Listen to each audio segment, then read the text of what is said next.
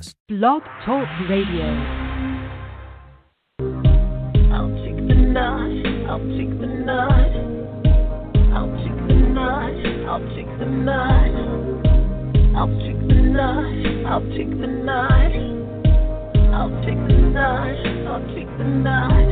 'Cause you have a heart that's divine, deserving you all, girl, you're mine. Eternity's ours, yeah, you're mine. We'll live the life, I'll take the night.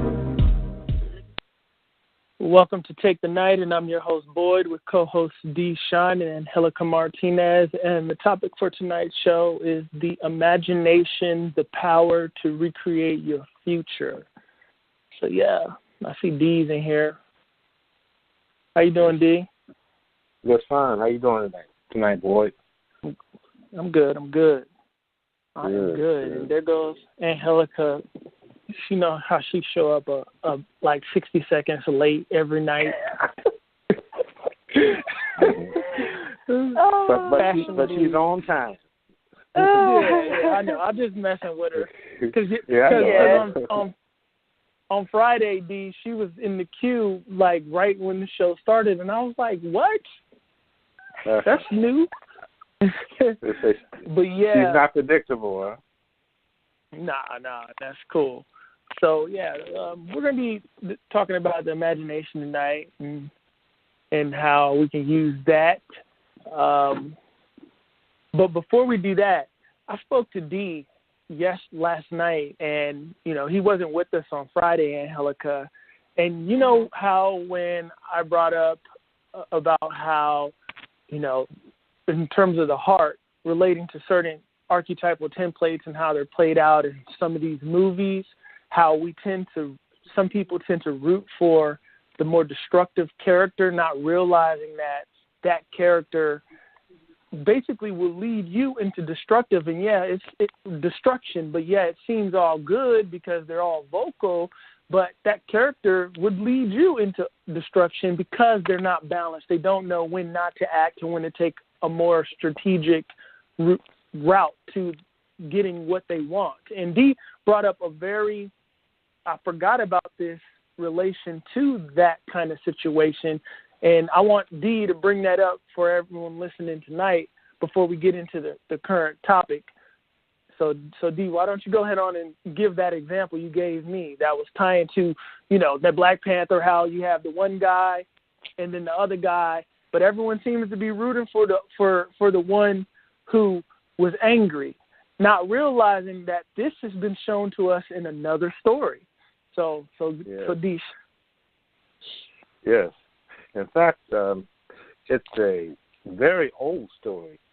It actually goes back to ancient Egypt in regards to the story of Osiris and Set. But more currently, more people remember the story of the Lion King and how Mustafa and Scar were brothers, but actually they were the same coin, different sides. In regards to realize that Killmonger was the antagonist or the villain, but as Boyd mentioned, a lot of people really gravitated toward him because of his anger and for his strength of his reasoning. Of course, you look back if you looked at the movie, you could see where he got all that from. Being a child and his father being murdered and having that anger that really propelled him into the adult that he ended up being. However,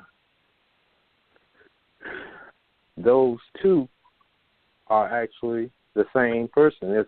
It's almost like most people don't realize it, but we have duality within ourselves, and it's up to us to determine which direction we're going to go in. Whether it's going to be the one who's calm and try to analyze things and try to make the best decision, or we're going to activate off of our anger or our emotions, and which is, utilizing our emotions is good, but still you have to put thought into it. So many times when we make decisions, we don't look at the big picture and realize that there's going to be repercussions from utilizing the energy of emotion or anger rather than really being calm and sitting down and thinking about it and making the right decision that will be both beneficial to yourself as well as the other parties involved. I.e., just like when a parent might get angry at their child. Now, the child sees the parent in duality as well. They know that they're a provider. They know their parent loves them. But sometimes some parents allow their anger to surface and chastise the child, and it really becomes, it elevates into child abuse. And a lot of times I'm sure the parents don't necessarily want to do that, and that, after they think about it, but it's only because they didn't really think about it in total that they allow their emotions to go totally off the wall. And then, of course, the backlash of that is that the child is going to, if the parent doesn't put that in check, the child is going to come up with emotional issues because they don't understand that there has to be a balance. And that's what I get from it. We look at Scar in the Lion King movie. He was adamant about taking the leadership. I mean, he killed his brother. And, of course, he took power. And as we see as the story progressed, we saw how the whole kingdom became desolate. All of the vegetation started to dry up. All of the animals in the area started to move away from that area because it was just about anger and mistrust and Scar using his power for his benefit, not thinking about the big picture about everyone involved.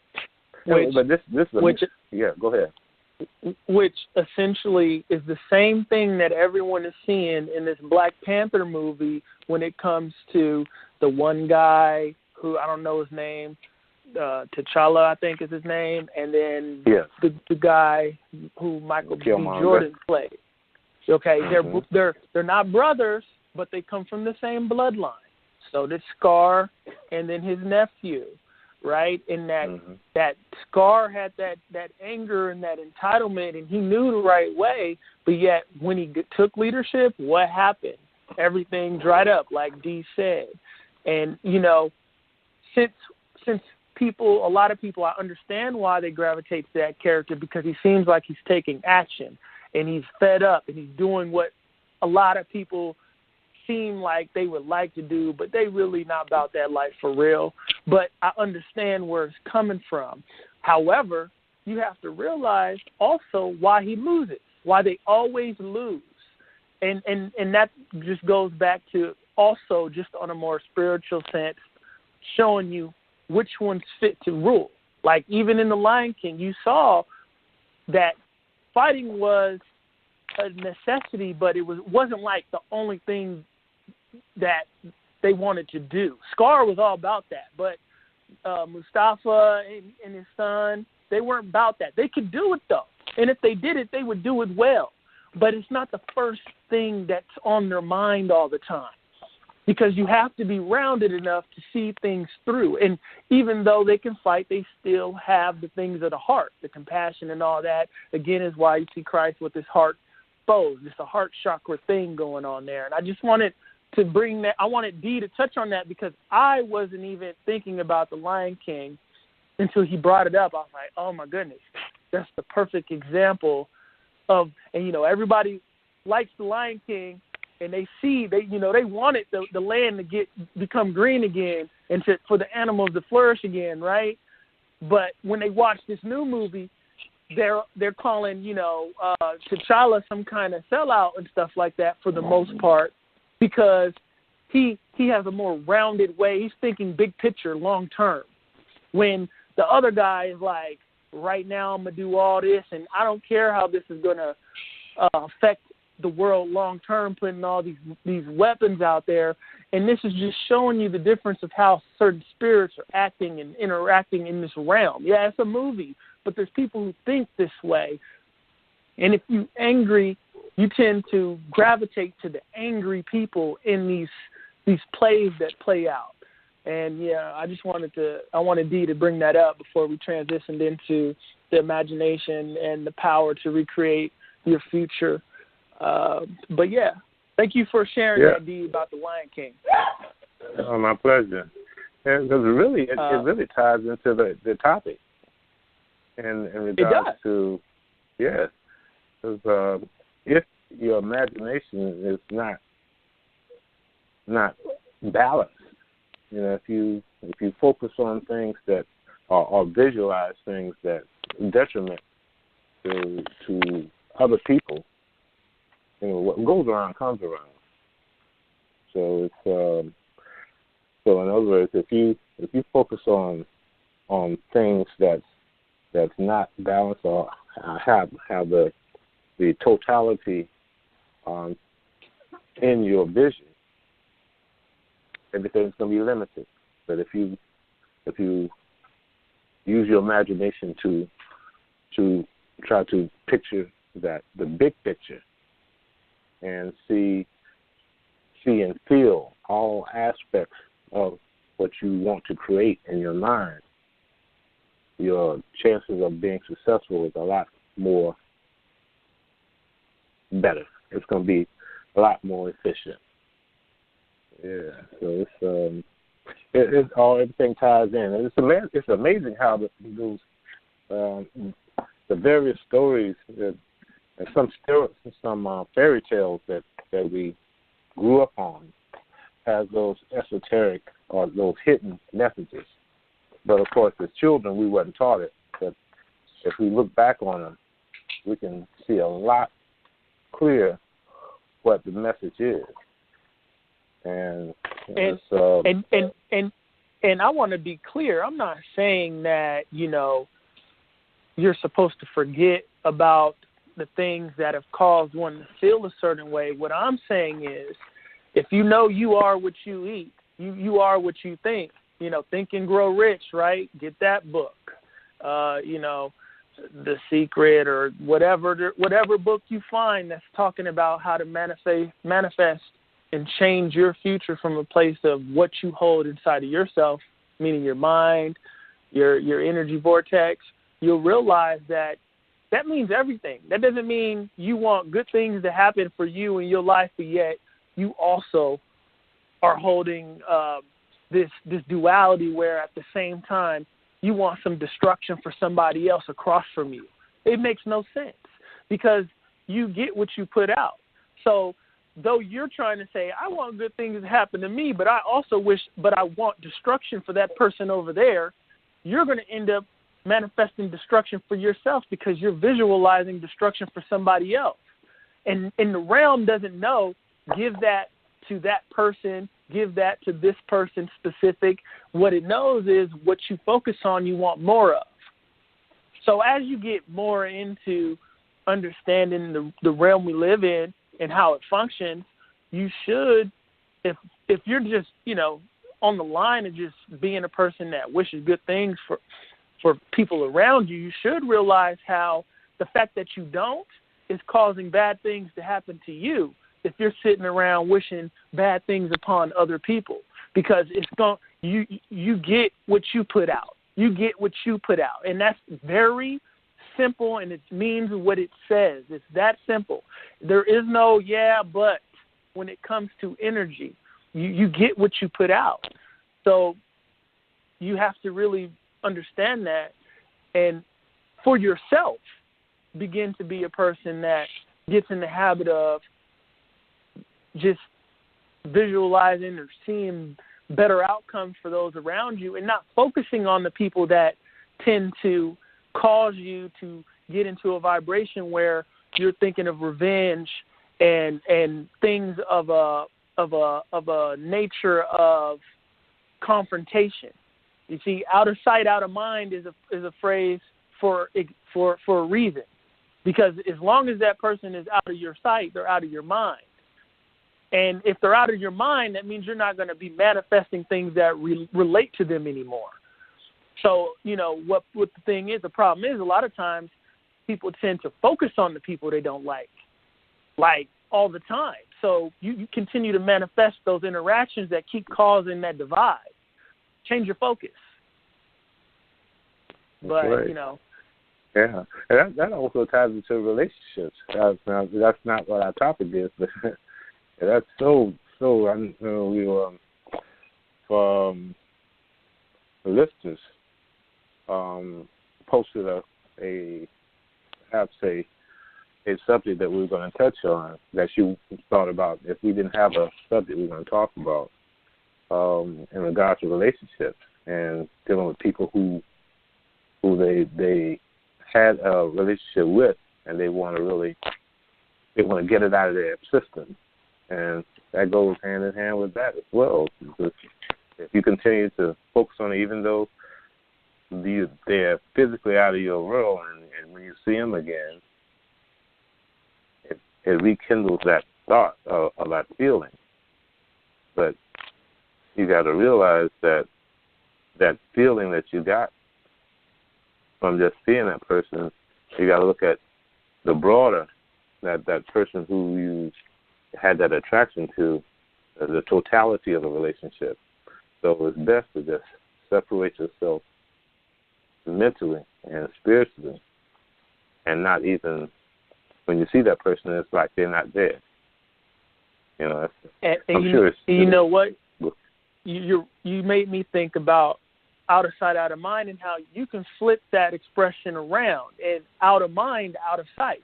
Because a lot of times when it comes to, just to touch on that relationship thing briefly, because I want us to do a whole show on that, like getting over people from the past. But a lot of times people, when they're not over someone, they keep them in mind, and they know where they frequent. If you've had some kind of interaction and you dated this person, you know the places most likely to where you'll see them. And some of these people aren't completely done with being in their presence, and they show up around these people that they say they want out of their frequency, but yet they're going to be where you're going. You know that. You're showing up there on purpose to just kind of trot in front of them, to try to do that, look what you're missing kind of thing. And more times than none, since your intention is rooted from a place of, I'm not going to say malice, but from it's kind of like to kind of mess with somebody a little bit, to play a little mind game with somebody, it always ends up backfiring onto you, and you end up the one still hooked, seeing them in that moment, showing up. It's like you would have been better off keeping them out of your mind and keeping them out of your sight. But since you keep showing up, that thing that you're trying to get over, every time you look at him, oh my God, or every time you look at her, oh my gosh, you yearn for that thing you used to have. So it's working against you, and that's intention again too. But yeah, let's leave that alone. Angelica, regarding the imagination and the power to recreate your future, because you've been silent over there, let's get you up in here and pass the baton. Yes. If she's there. Is she there? Uh-oh. I don't know. I'm here. Something happened with my phone. But when we talk about like the imagination, which we touched on before, it is, that visualization in the mind. And, when you can see it, you make it real in your head. Boyd was saying, out of sight, out of mind. And when you put it in your mind, that's where your focus is. That's where your energy and that's where your thoughts are going to. So it is very true that when you wish something upon, somebody else, other than yourself, that's what the universe reads. It reads energy. It reads that, that focus and that intent of your thoughts going out but it's like, well, it goes back to the origin. You know, it's not like, oh, well, this person said this for this person. You know, it's like, wait, this originated from here, so this person must want that. And when you were talking about the people really, I guess, gravitating towards, I guess, what was it, in Black Panther, Killmonger, you know, I can understand why that as well, because it's like a lot of people feel very much associated with that character about, you know, being overtaken and run and seen as like a second citizen in regards to, you know, a people. And, you know, to have access to this certain power and these certain devices and tools that will all make it better, you know, it's like, yeah, I'm going to use this, but it's like if you don't understand the full extent of what it's going to do, you know, how it's going to affect not only yourself but everybody else, you know, could kill yourself. Just the same way with, you know, with energy and your thoughts. It's like if you don't understand, you know, where it's coming from, you know, what your true intent is, it could really hurt you. You know, not only you, but everybody else that's around you. So using your thoughts and your imagination is a very, very powerful tool, and it's different for everybody. You know, some people, it's easier for them to visualize or imagine through, you know, drawing or painting or even music, you know, or even writing. So, you know, all that stems from your thoughts. And, you know, when you find, you know, that one thing or something that, you know, gives the results, you know, it's up to you to really kind of find out how to fine-tune that and use it to really manifest and build, you know, what is true to you, not take away from somebody else. Like it's kind of like what is it, like a catch-22, where it's like you know you have this thing, and it's like you want to use it for good, you know, but then it's like you don't want somebody else to have it or to know about it, so you wish that, you know, that they never find out about it. So it's like you're hurting yourself by, you know, not just using it for, you know, for what it's meant to. It's used to enhance your life. And it's like with that, it's like everybody has access to it. Everybody has an imagination. Everybody has thoughts. So, you know, what is the point of worrying about somebody else and what they're doing when you can use all your thoughts and your focus to build and grow what you want to do? You know, it's like it's like, you know, it's not time to follow the Joneses or compare whose grass is greener. It's time to take care of your own grass and to water your own grass. And it's like, you know, society today is so focused on everybody else's business that you lose sight of your own. You know, you want to be like what you see on TV or what you see, you know, your neighbors doing and what they have, and it's like you feel like if you have that, you're going to be a better person. It's like, nah. You know, you have to focus on you and use your mind and your power to create your dreams and your reality. Imagination, to me, is like the biggest tool that we have. You know, because it is associated with our mind. It is associated with that creation energy, which is what basically, you know, makes life. So, you know, to try to deter that or wish something bad upon somebody else, you're shooting yourself in the foot, basically. You know? Exactly. So, yeah. Exactly. And that's why that phrase that's coined, do to others as you would like done to you, is less of simply being a physical realm kind of, are you going to cut someone off? But it has a lot to do, since it's become a cliche kind of term, and things get lost over time. It's rooted in a spiritual, mental way.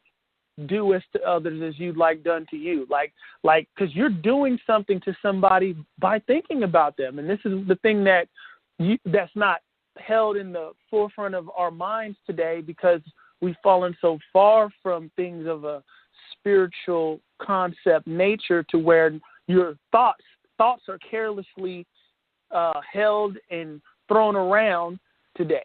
So people don't see that, energy of that thought of yours has an energy that travels with it. So it's going somewhere. So if you're sitting around thinking on others in a way in which you wouldn't want done to you, like Angelica said, you're shooting yourself in the foot, because those very things that you're putting out there are only going to come back to you. Because and that's why they coined the phrase, do as to others as you would like done to you. That now today we only use, because these are laws. So it's showing you it's less about morality and more about how the laws of the universe works. But it also ties to like one's moral compass. So yeah, to be a human being, do as to others as you like done to you. But deeper sense, on a spiritual sense, when it comes to just being a spiritual being, if you're thinking of others in a light that is good, in a light that you'd want thought upon you, then, you're doing a good thing when it comes to what's going to happen to you. And, that's something that's not bred into our society today. But I tend to be a person that really likes the backstory of things. And sometimes when I speak, it's going to be a little bit of a review for some people listening. And that's cool, because it takes repetition to learn. And it's a good thing to know why, when you read a book like Think and Grow Rich or The Secret, why this thing works. Because they never really tell you why it works. So some people really don't believe in it once they try it for a little bit and they don't get the direct results right away. But if you know these concepts, you should write these things down and sit with these things. I sat with some of these things for long periods of time, and this helped me, make this way of thinking and carrying myself like a habit. When you write down the universe is mental, it's not something to be scoffed over or looked over and to just be sat with for a small period of time. Like, you should sit with this for a long time and really think about the ramifications of what this means. Because if you sit with the universe is mental, and then you tie to that another phrase that science has, which is, as above, so below. So if the universe is mental and as above, so below is a phrase that basically means that which is going on above us is happening down here. And that's what's happening with us as humans is happening in the animal kingdom. And that what's happening in the animal kingdom and with us is happening in the insect world. As above, so below. Everything is a microcosmic version of a macrocosmic thing. So if the universe is mental, this means that the universe has come into its oxymoronic form of having us in it floating, and all these planets that we have orbiting us in this perfect alignment in a mental kind of fashion. And that mental fashion has been defined, if you're into things of the occult or a spiritual nature. It's an imagination. It works like an imagination. It's visualizing what it wants. It's feeling what it wants, and it's creating what it wants. This creator entity, some call it the architect, some call it God, some call it the creator. It's a creator energy that works and does this by just feeling what it wants and putting those pictures out there and then that thing vibrates at a rate in which it begins to create some kind of solid, right? You are made in the image of this creator entity, this architect. This is where you get this from in your Bible. So if you're made in the image of this mental, creative, visualization, creator energy, then that means you create the same exact way, as above, so below. So that's why the secret works. That's why Think and Grow Rich works. You're thinking. You know, a lot of times we sit around thinking about our flaws more than we think about what the good things we want for ourselves. It's like we kind of feel like, because I've been there, so I can speak on it. We feel like, and you know, the human condition has some of the same things happening, so we all can relate to each other once we put away the color of our skin and think about what's going on internally. So when I say we've all been there, I'm speaking from that place of knowing what it feels like to only sit with or focus on the things that I wish were different, the things that I see I'm not, that I wish I was. And once I realized what the realm is, I corrected these things. And you begin to focus on who you want to be, so much on what's happening, because you're going to get more of what's happening because you're mental, you create in a mental kind of way. Think and grow rich. So that means you can think and grow poor. You see, you can think and grow destruction. But they don't say it like that. You just get this title called Think and Grow Rich. That's one vantage point, one perspective. But what I realize is everyone's using it. They're just using it in reverse.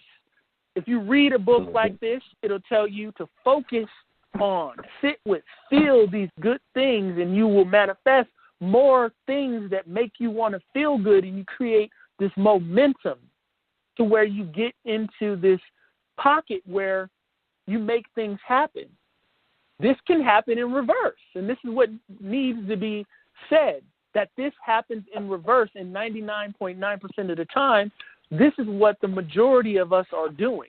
We're focusing on what we don't like all the time, so we keep getting what we don't like. We're focusing on what we see that we don't like about ourselves in the mirror, and thinking when we go outside, other people are seeing these things. But yet someone outside of you can tell you, yo, what's wrong with you? You're beautiful, or that's not true. But we hold these things on ourselves that we judge ourselves by in our own mental place, and we don't realize how that's backfiring on us. So it's really about correcting one's thoughts, just like when you wake up, like how you're thinking on your downtime is very key to what you are 99% of the time. So if you're always thinking about things of a destructive nature, a fear-based nature, you can guarantee that the life is giving you a lot of the things that keep validating this. It's not the other way around. People think that the reality is making their life, when it's not. It's you're making your reality, but every time you see something in the realm that happens that validates this negative thing that you feel you always have about yourself, you think, oh, yeah, this must be right. But you've made this happen. You've created this thing. And yet environmental influence and where one is, because I know there's always someone that's like, but what if you're born with nothing and you're in a place where, you know, you just already have the short end of the stick? Okay, but then go to those symbols in the realm that come from places of poverty that get out. How do you think they got out? Do you think they got out of that place of poverty by focusing on their poverty, or focusing on the things that would get them out of poverty? You can guarantee, if you look at these people's backstories, if you find a documentary on them or their memoirs or something like that, these are people who focused on their skills and built these skills and put themselves out there because they had a vision of who they wanted to be, and they weren't going to be defined by what life they were born into. Like, oh, this is who I am. My father was a carpenter. Now I must be a carpenter type shit. No, they're like, look, I see there's nothing wrong with being a carpenter, first of all, but I see myself as not taking that path. It's cool for this person, but I see myself on those things and the opportunities from building that momentum and focusing on where they wanted to be instead of where they were, or where they wished they didn't want to be, or hoped, feared they didn't end up in. They don't do that, because if you do that, you're going to end up where you fear. So they focus themselves out of poverty, and that's what really needs to be correlated to a book like Think or Grow Rich, or whatever the book is, or wherever you're finding these concepts of manifesting your way out of a situation, that you're using it every day. You're just using it against yourself. All you have to do is correct it. Correct the thoughts. Correct the thought process. Correct how you're thinking all the time. And life just ends up like your perspective. You become an optimist instead of a pessimist. There's people who are tuned to pessimistic kind of thought patterns, which therefore they see the worst in everything, and they continue to have things in the realm that validate these things. That's right. And, that ties into, it's ironic you mentioned that, because I was thinking about our president, President Trump. If we were to look at him from a perspective, as I remember 5 or 10 years ago, he was bankrupt. And everybody said, oh, he's done. But hey, he said, even right now, when you brought him up, there's somebody cringing, D. Cringing, like, don't bring him up. Because they're but the reality is, hey, he got that game mastered. He got the imagination game mastered. If you just listen to some of his talking points, periodically he speaks of issues that come across his table. He said, "Oh, that's a piece of cake. Oh, we're gonna handle that, no problem. No, hey, we're gonna build a wall, and that's it." It's and in reverse, there's somebody that always has the worst. You see that what most presidents do. I mean, what most people do. Let's just take the president out of it, right? When you're presented with an obstacle, when most people are presented with an obstacle, they focus on simply what's wrong with it. They sit in the conversation of what's wrong with what happened to them, instead of finding the solution and having, let's say, like you mentioned, we'll deal with it. We'll deal with it. We're going to figure out a way. But most people, if they're honest with themselves, they're like, man, this always happens to me. I hate this. Yeah, what I'm going to do now. It's always this way. This always happens. Things are just getting worse. My life is just so bad. I wish my life was like this person. You got to understand. Now let's tie together everything we know now. Okay? So if you know a mantra, right?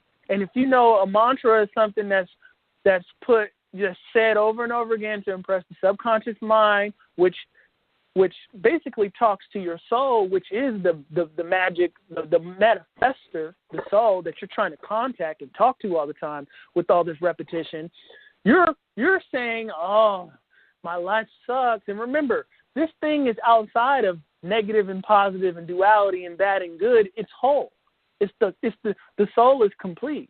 You are fragmented into the body and into the earth, where there's this dualistic realm of male and female, negative and positive, and good and bad, when the soul is balancing the polarities of both. And that goes back to our show when we talked about androgyny in the soul. The soul isn't sitting from looking at in opposition. It's dealing and balancing, looking at it as something to be conquered, the other side. It's balancing itself. So when you're talking to yourself, just dwelling and holding the things that are happening and the things that you see are happening, you end up becoming and fixing yourself into that reality.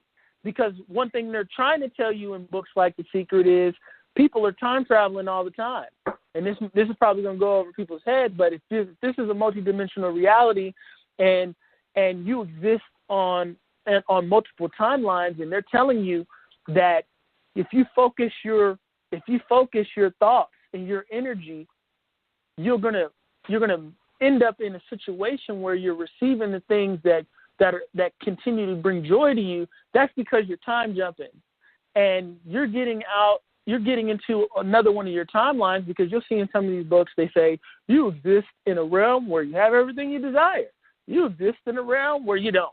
You exist in a realm where this is that. You exist in a realm where this is that. But what they don't tell you is when you focus, you actually traverse the different timelines. So your thought process is how you're time jumping. And this goes back to that movie called The Jumper, where he looks at a picture, things together. He looks at a picture of where he's been, and then he time jumps there. That goes back to The Secret, how they said put up picture boards. You see, it's just you got to really be able to see it. Like, put up picture boards. Why? Because you see yourself in it enough, you're gonna slide. It's gonna be very unnoticeable. You're gonna slide into a realm where you have these things over time. And this is why I don't like those books a lot of the times, because what they do is they make you go for the big picture first, which it takes energy to manifest energy. So if you don't have the energy to manifest something that, let's say most people want $1 million. Let's just use that off the jump, right? Most people want security, let's put it that way, and money helps with that in this realm. But you have to understand, money is also called currency. And what's associated with currency is energy. So that means $1 million synonymous with $1 million worth of energy representation and a current of that represents it. So you have to match this thing to end up having it, in a sense, if you're not just having it passed down to you, of course. But what I'm saying is, it's best to try to work towards manifesting, building on the things that you're good at, or the things that will project you forward in the realm, that will ultimately end up giving you momentum down a path where you time jump into that life you want. And to give an example, meaning like if you weren't good at, let's say you have to do something, you have to put yourself out there in this world some kind of way to get some kind of monetary security, whether you have aspirations or even just, book aspirations. Because why? If you have a tech idea, you have to do a presentation at some point to get investors. If you're an author, you have to do a book cycle where you have to read your book and talk about your book sometimes to promote it. So if you're not a person that's good with speaking right now, it'd be best to start with manifesting a version of yourself that can at least handle that aspect of yourself and attack. Be strategic and attack certain aspects of yourself to get this total entity that is able to produce and be self-sufficient for itself in creating monetary wealth. Instead of just being like, I want $1 million. It's hard to keep optimism when you wake up every morning and see you don't have $1 million. But when you wake up in the morning and you realize you're that much of a better speaker than you were yesterday, or that much of a better person at relaying your ideas than you were yesterday, that much of a better person relaying your ideas on the spot than you were yesterday, then you keep yourself in alignment with optimism regarding your current path and trajectory to get that $1 million. You understand what I'm saying? I hope you guys do, because there's also the work in the realm that has to be done, and you can help yourself, because the more let's say the denser form of how we manifest is just simply by thought and persistence and action. So that person that's practice makes perfect, because they could not even be thinking and visualizing, but they're taking the action. And that very action also tunes you to what? Progression, which also will cause a shift in your timeline. So, practicing makes perfect, but they'll also say a lot of people visualize themselves prior to going to a place, but they're also practicing. So it's like we have to be able to manage doing all of these things together and it not be a job, and it becomes like second nature, is what I'm saying. Yeah. Mm-hmm. Well, yeah, but I have to go back to this again. This has been thought about it for a while. I'm still thinking about our President Trump. Even though the decisions that he makes and some of the statements he makes is off the wall, he's still utilizing the science of imagination, using his imagination to create his reality. Even though most of the people in the States, it appears, disagree with some of his decisions, he's still utilizing the science. They're saying that. Now, Norman Vincent Peale was his mentor, in a sense. He was baptized by Norman Vincent Peale, who wrote the book, The Power of Positive Thinking. And from all evidence, President Trump utilized that knowledge to the max.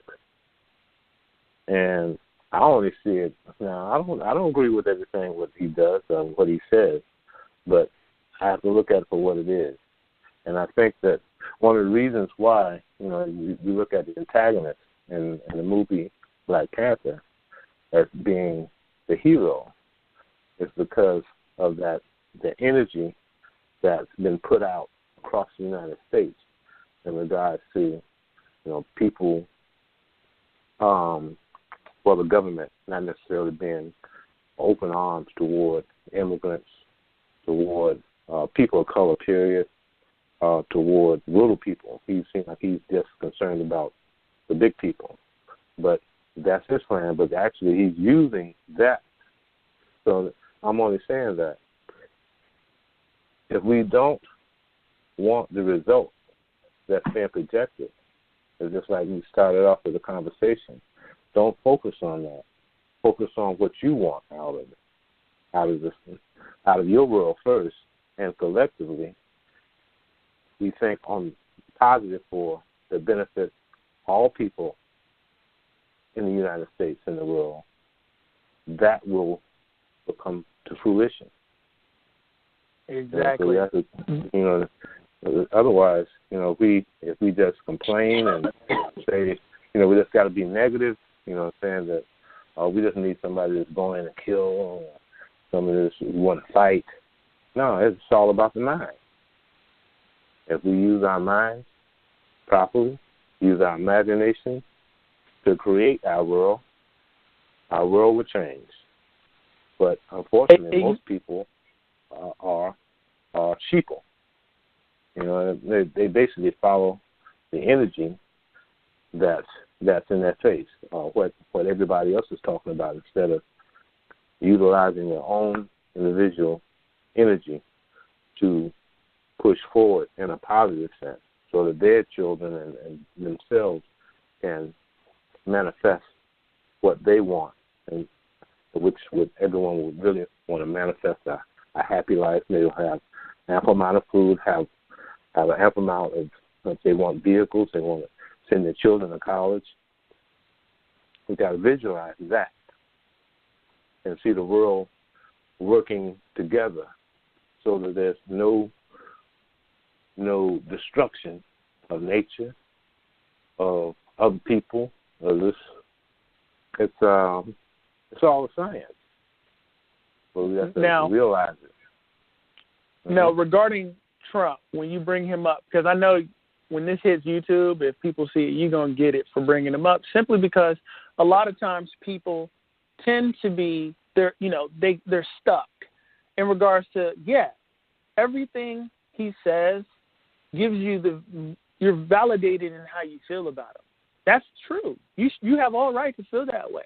But when you're unconscious to higher laws, you are not knowledgeable of the fact that you're very focused on all those things that this person says is actually fixing you to that possible future timeline, because you are the manifester by your energy focus and what you're focusing on.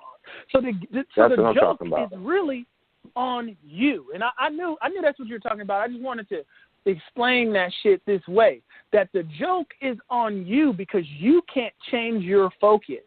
So though you feel like in your hate you're doing some kind of good, you're literally actually helping create the future that you actually don't want to see. Because like I just told you, the realm doesn't know the right from wrong. It just knows that you want what you focus on.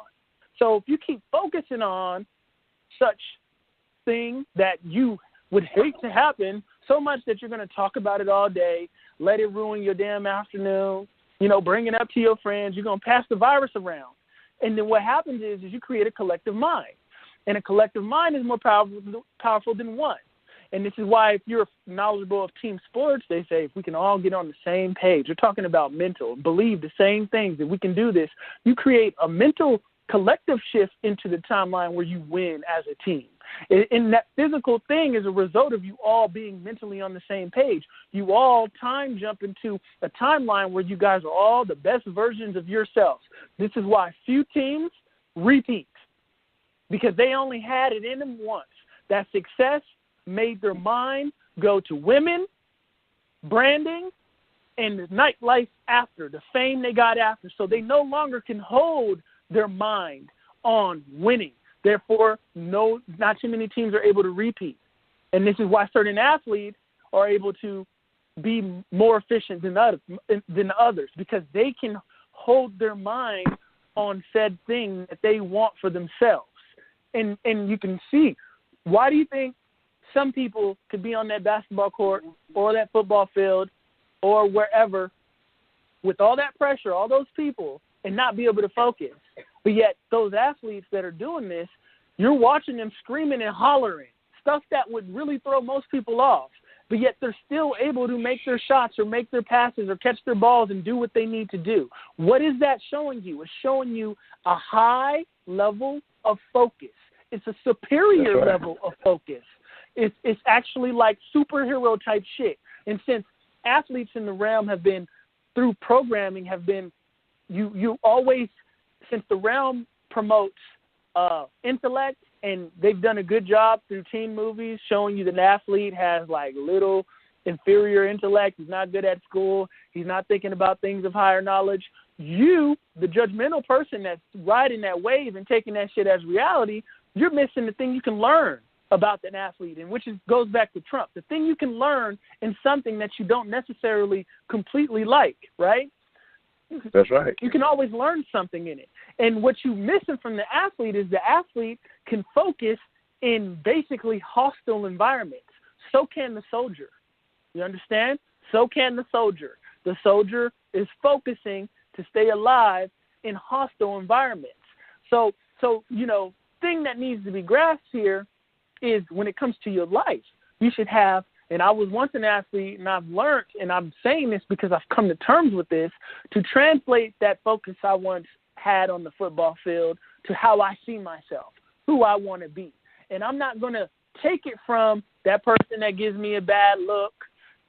To most people, when a person of a certain hue gets a bad look from a person of another certain hue, it's validating something that they've been told in the realm, like racism. Oh, this person is looking at me racist. And then what happens? They can possibly get in either they're going to go to an anger or a depressive state. Either one throws you out of the future where, you're making moves and you have connections and you're moving up in the things that you want to do, because to do that, you have to be able to connect with people. So you can't be angry. It's like a light bulb. You can't, a 9-volt light bulb is not going to work in a 20-volt socket. So you can't be something in your core and expect to be in a place where what you're not is existing. You can't say, I want this happiness and this unity with my family and my friends and this joy, and then be a person that's always just seeing the worst in everybody and everything around them. It doesn't add up. It doesn't add up. It doesn't make sense at all in no scope of any reality. So going back to Trump, right, the fact that, because I was just talking about this with somebody, going back to the fact that he's been bankrupt many times. Yeah. So what most people will do regarding him is they'll say he's privileged. Therefore, okay, he got that loan initially. But yet, what you're forgetting is with that loan, he built wealth, but then he lost it. And he's done this, I think he's done this multiple times. But yet, through all that, what made him not jump out of a window 20 stories or off himself or go into a Great Depression and substance abuse in sight that he had lost everything? When 9 times out of 10, most people are walking around, and as soon as something hits them in the realm, they go into a depression. And that depression, what happens? It's a steamroll effect. You just slide farther and farther into it.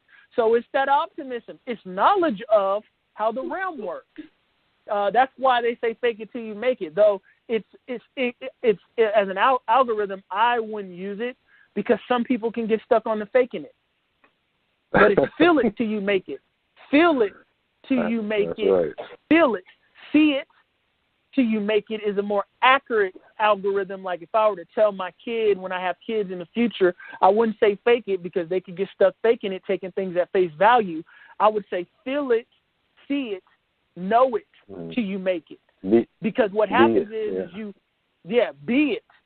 Be it now. Be it now. Like there's somebody always somewhere listening to our shows, like who do they think they are, talking with such confidence about what they know. And that person, you can guarantee, has no confidence about what they know. So it's like, who is the joke really on? Who is the scrutiny really on? The person that's standing up and speaking with confidence about their ideas and where they see themselves and where they're projecting themselves, knowing that the universe is mental, or the person that's simply sitting there trying to shut everybody up all the time. Don't talk. Don't say nothing about what you feel or what you think because you don't have this kind of backing by such and such who I'm impressed by in the realm. Yeah, you keep waiting for them to back you, and you won't end up anywhere. But yet those people that step out and just say, okay, I'm going to run with me, they end up the person next to the people that you were waiting to co-sign them before you would listen to them. So see the realm and see what's happening.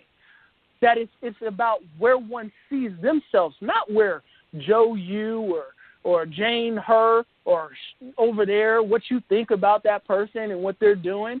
You are really just a projection that they'll come in contact with, maybe if your energy at some point gets to a point to where you can magnetize each other. But more times than none, you'll just always be off on the sideline complaining about who they are while they're just being them still, continuing to create. So you should change that focus again and learn how to see the things in people. Because, like when you bring up Trump, like everything he says is crazy, but he believes it. And look what he's the first president that's been like a billionaire before going into office, which is a stink in its own. Like I said, Baby Bush might have been one, but there's so many things about dude's path, like how he's traversed different realms of like starting with real estate, going into the movies, being a TV icon, being this pop culture figure, and then becoming the president. When in the 70s and in the 60s and in the 50s, that whole path would have not existed. They would have been like, no, nobody will take him serious. He was on TV. Because before, the realm and everyone's small-mindedness only would accept a certain path into office, meaning you had to be some guy that nobody could relate to other than, a certain aspect of America. You had to dress a certain way. And Obama changed that, okay? He changed that, but then this other guy took it to another level to where now it's like you don't even have to have any grace in how you say your words, and you can be president. So that's somebody right. Somewhere that has no grace with how they say their words, that gets C's in school, to him or to her, now they can say, shit, I have a shot at becoming president. So though he's a symbol of destruction and everything you don't like to one person, he could possibly be used to some other person somewhere else as an alternative route to success. And that's the only point. I can care less about him, because a lot of people, they like to try to find shit that don't exist and stuff. I'm non-biased. I'm on the outside looking and observing and dissecting. I'm not for nobody. I'm not against nobody. I'm seeing what it all is, and I'm coming to my own terms. That's why I can speak on this president like I just did, and why you're stuck on hating him for what he says when he's going to be him regardless. What's the point? You're sending due energy. You're making him more relevant with your focus. If everyone ignored him, he wouldn't exist. That's why they say if a tree drops in a forest when no one's around, it will have no sound. I'm sure you've heard that, right? But you probably couldn't translate that into where you're putting your focus and how that makes certain people exist. You don't like the music you hear? Stop focusing on it. Stop talking about it. Ignore it. There would be no sound, because if a tree drops in a forest and no one's there to hear it, there's no sound, right? That's what they say. I didn't say that.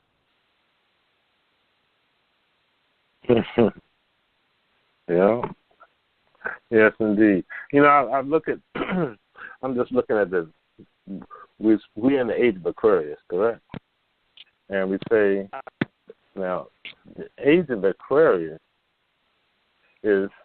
Now, this is supposed to be a personality type for agent, a person who is Aquarius. You know, we look at the person, but then we look at the big picture. The age is of course, what encompasses this, the energy, vortex that we're in now. Okay. Now, from a personal standpoint, this is a description. Aquarius personality is independent, mysterious, free-spirited, and eccentric. And that's one description. But of course, Aquarius, you know, on a larger scale, deals with openness, bringing about a certain degree of practicality, where it's bringing some balance. That's why the inequities of how women are treated is coming to the surface. So it's like it's a dynamic that's taking place, but Aquarius is right in the middle of it, and we can see it through. Perfect example, our president, and I'm gonna leave that alone. But it's a reality. Yeah, people should look at how could someone become president that nobody likes and realize that there's some kind of magic going on, and somebody got more energy than you in this situation here, because this realm is nothing but the absorption of energy and leveling up like Pokemon in a sense.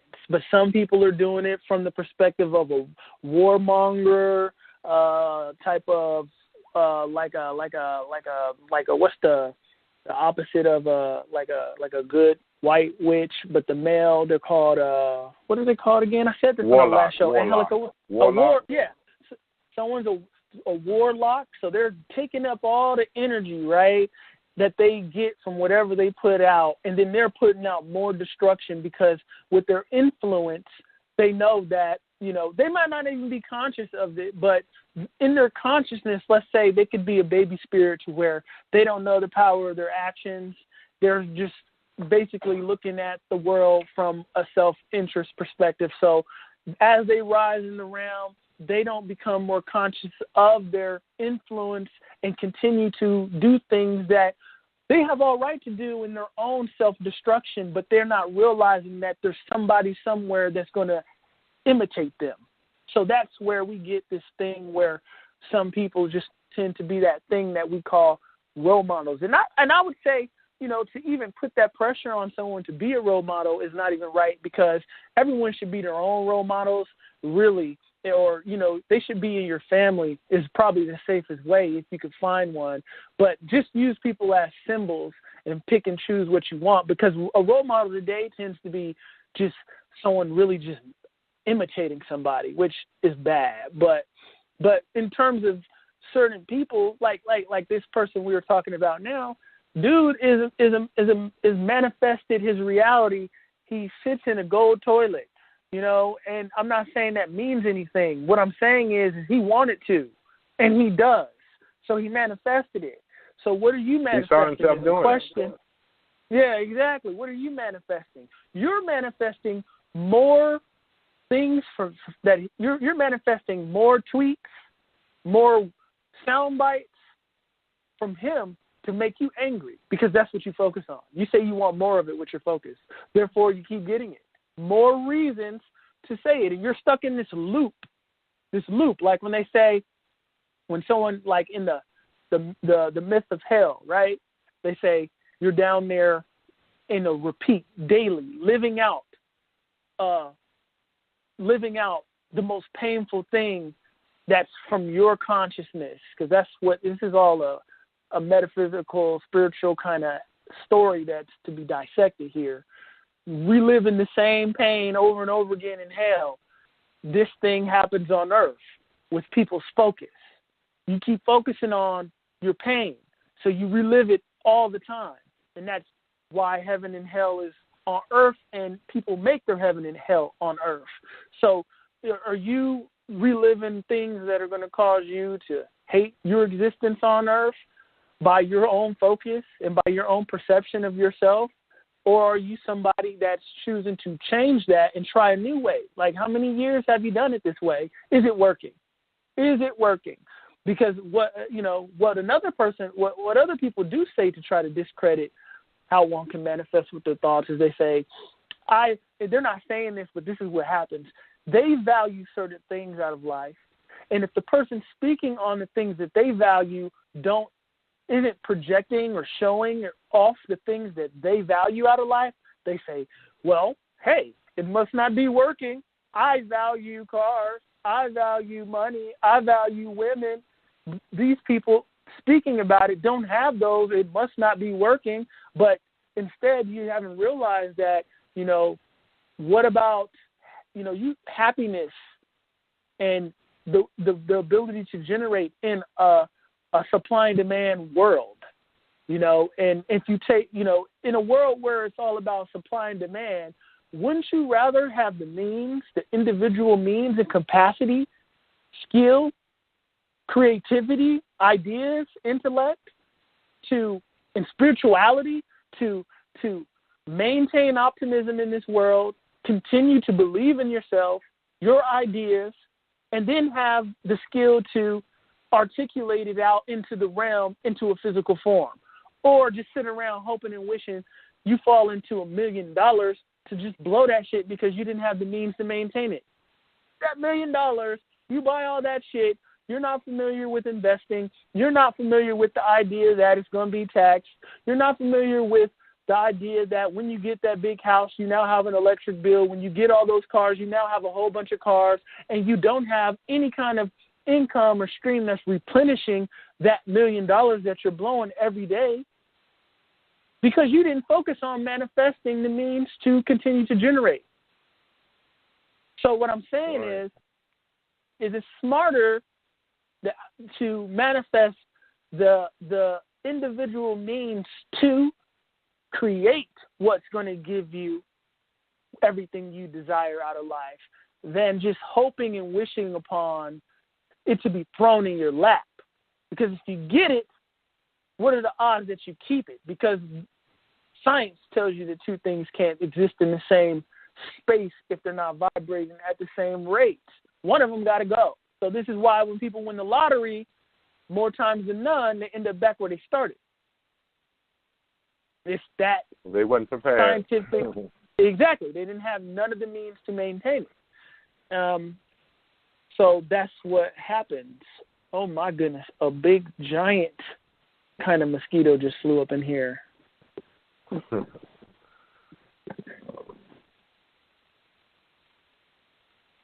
Yeah, it's probably the kind that doesn't bite. Let's hope so, because you ain't gonna be munching on me.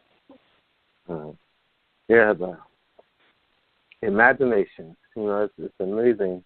As I was coming out of the Black Panther movie, I've seen it 1.5 times. Both times, I intentionally look to see the faces of the youth or the young people, kids in elementary school and teenagers, and their eyes were like filled with excitement and optimism.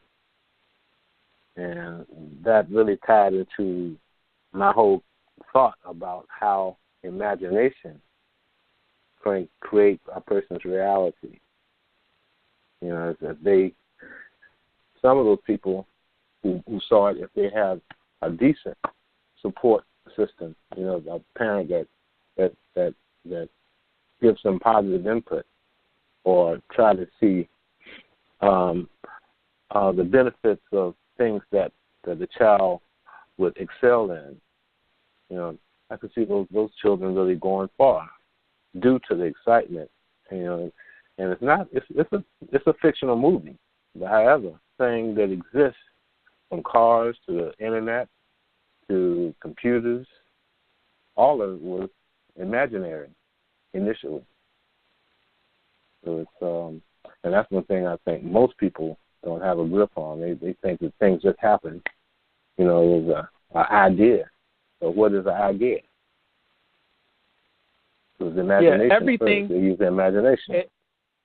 Exactly, and people forget also that everything you see in this physical realm that you love so much first didn't exist and was pulled from an ethereal place and was in someone's mind that they pictured out onto paper. Let's just look at an architecture building, for example. They've manifested this building from a place of non-existence into your existence. It's only but a physical representation of this greater spiritual law of the realm being a mental realm, and that's how it's been created. And you are made in that image. Everything around you is a result of somebody's thoughts, like Dee was saying. And the way a superhero benefits a young kid is now, when you look at just knowing that through time, stories have been told to align certain individuals. And this is where mythology always had its benefit for people, let's say just from a tribal level. And certain characters and their plights, certain people in those certain different individuals are going to relate to those spirits and now align themselves with that outcome, So if you've always been represented as in a certain light with a certain outcome, some people who necessarily aren't can't use their imagination so well, they're stuck in seeing themselves as only being able to become what they've already seen. So they can't. So what they were told. What they were told. So they can't see themselves going and being the hero if they've always been projected as the villain, let's say. So what something like this does is it shows another way, because you've gotten it in this society. There's a lot of hero stories. It's just you either got to be a person that sees just the symbol, absent of skin tone, to relate to it most of the time. Which I've always been a person that can see a symbol and just be like, I can do that. It don't matter what they look like. But I understand people need that fuel. You understand? So I understand what the Black Panther represents to the youth and to people who have always had, like some kind of issue regarding these things of like how they've been projected, the self-esteem that you get along with how you've been projected and how you see yourself now. I mean, prior to this movie, you had a lot of people, a couple years back, I remember it was like, I'm not African. Don't call me African. I'm American. Right? And now it's like, let's flood the theaters with a dashiki. So if anything, it's caused some kind of merge regarding that. Being somebody who has always been around Nigerians as myself, my sister being Nigerian, I never had that disconnect with like not associating myself being with African people because I was born on the American continent. I've never had that problem. I've always had no problem with seeing myself in a good light and the people that look like me. I didn't have that problem. The psyop didn't work on my mind. You understand? So I can speak independent of these things and just really just speak on what it's showing on the spiritual level, and that's all I meant with the Black Panther. And while I'm here, somebody I'm just a person that's just sharing the things that I come to terms with in general. I'm not trying to be liked and win no election or anything like that. I had somebody tell me that used the word chicks, right? Because I'm like, chicks. I just use it casually, like just saying like, yeah, this chick's always wearing red, this one's always wearing green, and somebody who's clearly a physical kind of, they're hung up on words in the realm, not realizing that these words that you're hung up on are the very thing that are causing roadblocks in your life and what you feel like you can accomplish and what you feel like other people see you as. When I use the word chick, I'm just using the word. I'm not trying, I'm like, what? But with this person, if you're listening, you need to realize that you're in the wrong place.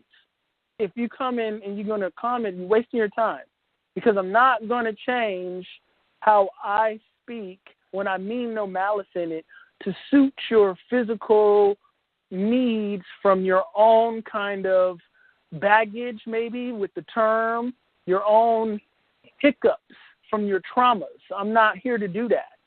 You in the wrong place. So, that's a no-go right there, because I was like, wow, really? Is that all you got from what this thing is, that I use the word chicks? Are you serious? And that's more highlighting the problem in this world today than anything else. It's like missing the point. People miss the point. It kind of makes you not want to speak, because it's like, I know somebody with baggage somewhere is going to be hearing nothing but what they want to hear.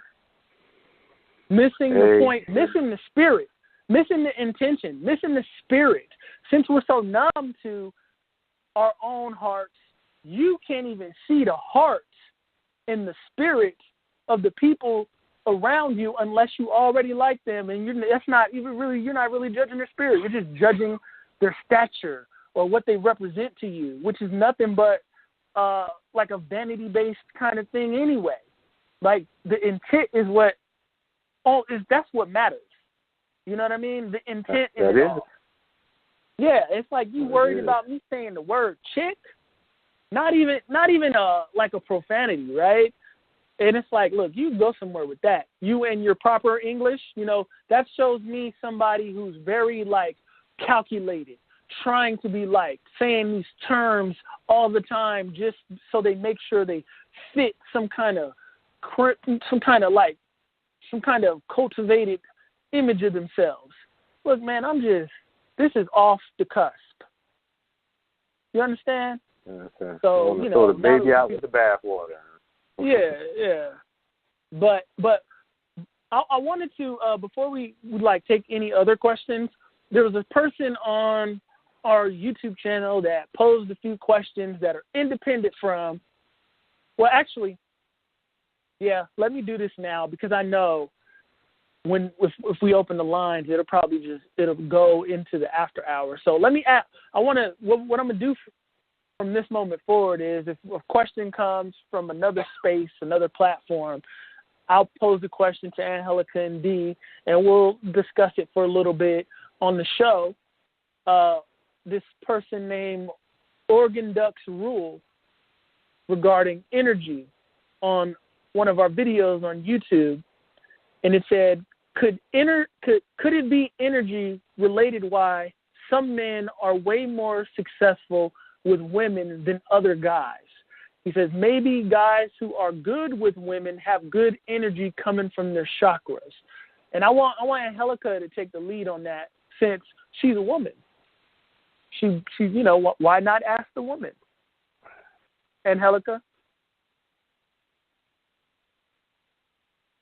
Angelica is incognito. Mm-hmm. Let's give her a couple seconds until that point. Oh, shit, she's not even on the line anymore. Really? Yeah, I don't know what happened. Okay. Yeah, well, go ahead, Dee. Well, now,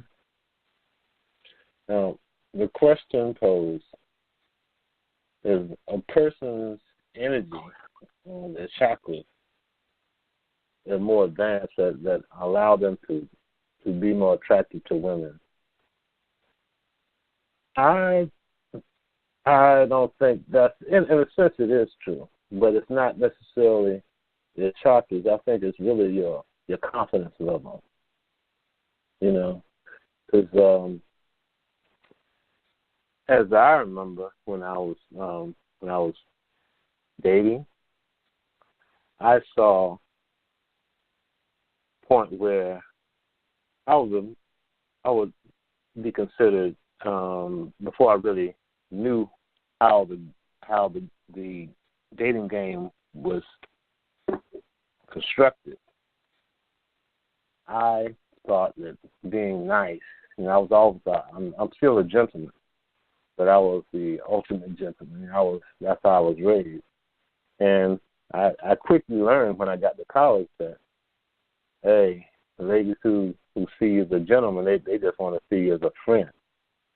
And that also dealt with, you know, it's like a confidence level in regards to if we look in the animal world or in nature itself, you know, there are certain courting processes that birds, mammals, reptiles do in order to prove their worthiness. And most times it's a matter of showing their power, their strength, or their attractiveness. You know, whether or not, if it's a bird, they might flap their wings and show how beautiful their wings are, you know, in a certain sense. Or if it's a lion, you know, it might be the roar, or if they have to go combat with another lion, you know, to get the attention of a lioness. So it really boils down to confidence from my standpoint, and you know that can carry on to your energy, but not necessarily, yeah. So my angle, it's not necessarily going to contradict you, D, but it's gonna say it does, only because our physical bodies and our attributes and our actions are literally only a result of how active or how unactive certain chakras are.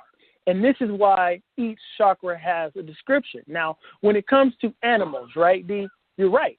There are more physical-based, you know, flap my pretty wings, you know, my roar, who wins the fight, gets the girl. Yeah, and humans are animals. And that's why the animal only has the root chakra. Now, I'm going to pull up that root chakra so we can see, because it depends on where the person is functioning from, is how I'm going to say it. Depending on where the person is functioning from, it determines, you know, what it is. But ultimately, yeah, it has a lot to do, in my mind, with the chakras. So if it's all external, right? If a woman just wants a guy with muscles, a guy with confidence, okay, that means they're in a security, you know, the root chakra, security, survival, basic needs, preservation, physicality, physical identity, and aspects of the self, grounding, support, and foundation for living our lives. So, yeah, this male, if he has these things physically, if he has the house, the car, if he exudes these things in a certain space, he will attract a certain kind of woman. And same with the female, a certain kind of male. She's showing the goods and all that kind of stuff, and she's not letting it be known that she has something more to offer. These are all things that are a result of our chakras. So if I'm a person in my lower chakras, you can see when a person is in their lower chakras by their actions. So if you're only exuding force and tuning your physical body and abandoning all things internal and of a spiritual nature, are in that lower chakra. And this is why you can see those people will gravitate to each other too. You know what I mean? So not to say you can't be a person in tune with how you look physically and your wealth and also be spiritually tuned. That's a more rounded, that's somebody who's traversing the rainbow. They're walking the rainbow bridge. They're traversing all of the chakras. If we're talking about Kabbalah here, you know, Malkuth and Kether, they're moving through it all. They're going all through it, right? Now, okay, that was the perspective of those chakras. Now, let's go to the heart chakra real quick, okay? Because you brought up confidence. Now, confidence in oneself, the heart has a physical representation and a spiritual representation. So that confidence that you're talking about, D, it says if you're in your heart chakra, love for oneself and others is there, relating to relationships, compassion, empathy, forgiveness, acceptance, transformation, change, ability to grieve, and all that kind of stuff, right? This kind of a male that has a more sensitive nature to himself, right, that also has a physical nature to himself, he's balancing two separate chakras. So he's going to, and if he's in his throat chakra, communication, and he can communicate these chakras, his love, his compassion, and if he's in that higher chakra, that intellect, women tend to sometimes, seems to certain type of women is attracted to intellect and a man that can communicate himself because she sees potential in that. But if you can communicate your feelings, some women are also attracted to that too, right? It all depends on where you're at. Confidence, yeah, like Dee said, confidence has a big thing to do with it, but what I'm saying is confidence is also a result of a chakra. It's not the other way around. Remember, the chakras are unseen. The confidence is the representation of the seen, the unseen manifesting as seen. So, agree. So it does play a major part. One's chakra system and where you are in those chakras plays a major part in how you interact with women, because your lack of confidence is going to be a result of a lack of activity within one of your chakras. Your overconfidence is an over-inflammation of one of your chakras and not a balance. You're not balancing that heart like we were talking about on the last show. So yeah, you know, and again, organ ducts rule, it matters on what kind of woman, or to a female, what kind of male you're trying to attract, because the realm is set up to where if you like bass fishing, you know, they need a shiny lure, they need a shiny little thing at the end of the line. You just keep throwing it in and reeling it out, and they attack the shiny thing reflecting the sunlight.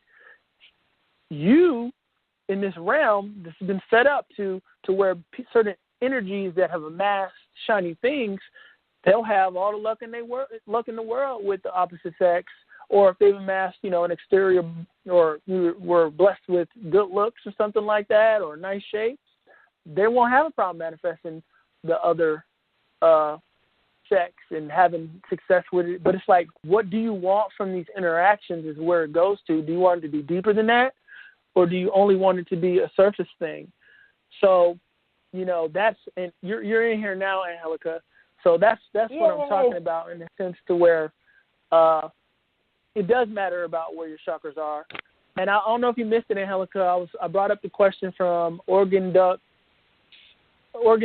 Rule on Facebook, where they said, could it be energy related why some men are way more successful with women than other guys? Maybe guys who are good with women have good energy coming from the chakras. And I was just explaining how, since the chakras are basically the unseen force behind our physical actions, yes, basically, to put it up in a nutshell. But I sent you the question first because I was like, why not ask a female? But you weren't here. So,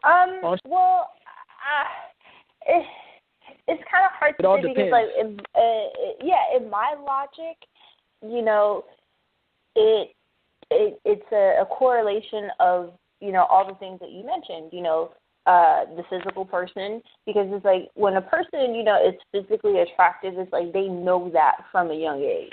So it's like that automatically builds up that confidence and that energy within them. So it's like they've been told since a young age, that they're attractive. So it's like it's easier for them because it's like they have that confidence or that energy already instilled in them. And then the other side of it is, that whole mentality. So it's like once somebody has, a certain confidence about themselves or that energy about themselves, then, they can tap into their mental state and use that, to get whatever they want. If the guy, or the female wants to attract a certain type of mate, then they use, their physicalness, the energy, that comes from their confidence and then their mentality to make it all come together and attract that specific type of mate. So, I mean, it's a combination of all those things to me in regards to, why certain men, attract or, can pull a lot of women. It is because of that, physicalness, the confidence that they've ensued over, a certain amount of time and, their mental state. Because it's like, I've spoken to people or, spoken to men that, aren't really all that physical, attractive, but the way that they hold themselves, the way that they speak, it gives that air of confidence, which, does attract a certain, which is the throat chakra, which attracts, a certain level of women. So it's like, they don't have to be, the most attractive person, but if they have that confidence and are able to express that, then, that can be thrown out the window. It really depends on the woman. But, what she's after, right? What she's after. What she's after. In her. It goes both ways. So, like I was saying, to me, it's a combination of all those things, but mostly it does have to do with the person's own confidence within themselves. Because it's like if they're not confident, within themselves that they can actually, get a particular type, then, they're not putting themselves out there like that. They're not out, talking to women. They're not out, actually trying because they lack that confidence. And that confidence does come from the solar plexus chakra, Exactly. So, once they have that, then, it is easily or more easily expressed through their throat chakra. So, and the gateway to confidence is through self-love, which is your own heart chakra. So instead of just holding like empty confidence that are based around material objects to where you would lose that confidence if you didn't have them, to be in your heart chakra and to find your confidence rooted from your internal attributes will give you an everlasting confidence to where no matter what you have, you will still have the desire to be able to go speak to a female or to go speak to a male because your confidence is rooted from your internal attributes, things rooted from the heart. Yeah, from your internal self. In other words, how you feel about self. And I think also that relates also to how you were raised. If your parents infuse you with self-confidence, saying that no one's better than you, or that you know better than anyone else, and you step out there, so many times, some people are, just like Angelica mentioned, some people grow up with people telling them, "Oh, you're so handsome," or "You're so pretty," but yet they have a lack of confidence because they've been beat down in their personal household, and they really don't think that they're handsome or they're beautiful. So it's which is the heart being thrown out of their heart chakra, because once you get thrown out of that heart chakra, your self-love now takes the back seat to what that trauma did to you, and you get thrown down into that, that place of the lower chakra, and you find yourself being a little insecure there. So it always goes back to the heart. Yeah, I agree. Even one's ability to walk up to a female That's a physical representation of heart, the one that most people focus on. I got heart. I'm confronting you right now. Look, I got heart. You see, but there's another heart. There's the energetic form of it. That's where it's like, what you're really made of when no one's around, when nothing around you is, nothing you have is validating how you feel about yourself based off of what the reality says you can now feel like now that you've acquired this certain thing. You see what I mean? So, And he also asked how you would recommend removing negative energy to heal the chakras, and how do you bring positive energy into the chakras and activate them. And Angelica, I think you'd be the perfect person to take the lead on that. See, the thing is like there's so many different ways to do that. And, for me, the first step is always meditation, to really, really root and ground yourself and get to know your own energy, because it is very important to understand the influence or the outside influences that are coming into your energy vortex. And it's like you have to, in order to know, what's coming in, you have to first know where your baseline is, what your energy signature is. And that only happens when you detach or, quiet everything around you and really get into yourself and, find out, where you need the healing, but everything really starts in the root. We have to go from the root up. So healing the root chakras is something that, everybody has to go through. I mean, I'm going through it every day. It's an everyday thing. You can't just say, oh, today I'm going to just heal this chakra. It's like, no, you're going to heal that chakra and every other chakra in your system. But ultimately, let's see, meditation is really good for healing or getting in touch with yourself and grounding. Sound therapy is also another one that you can use to heal and align the chakras. Crystals. There's different crystals are associated with every single chakra in our system that you can use to, heal and align them and balance them. Music is also another one. Boyd mentioned, I think, either on this show or the other show, talking about mantras. Mantras are, is a form of music that was used in ancient times to basically get into a specific type of mental state. But it is also used, the words that are associated with it when you actually do the research are associated to certain chakra fields and certain sound vibrations, which, goes back to the whole sound healing, using like crystal bowls or tuning forks to really, get into that vibrational field. Another thing that I enjoy doing is water meditation or, baths or showers, because that is a way that, you're basically by yourself and you're using the healing magic of water. Even though, like, water that's coming out like the shower head and faucet a lot of the time is very fluoridated, you can use your mental, powers to actually transform that water. It's just like, turning holy water or, turning regular water into holy water. It's all about your intentions and what you set upon the water. And as it touches you, you can, visualize it cleaning, not only your body, but also, your energetic field. So those are some of the things that, I use personally to kind of continue to heal and balance my own chakra systems and my own energy fields. And it does the same thing in regards to protecting yourself, or keeping certain energies, out of your field. But it all really starts with you becoming aware of your own energy so that you can identify anything that's coming in that is not you, because a lot of the times,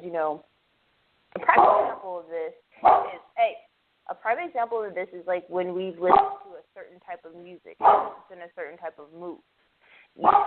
So it's like if you are aware of how that music is affecting you, you know, and how it triggers your energy to react a certain way, you know, you can actually use that and transform it to a positive energy.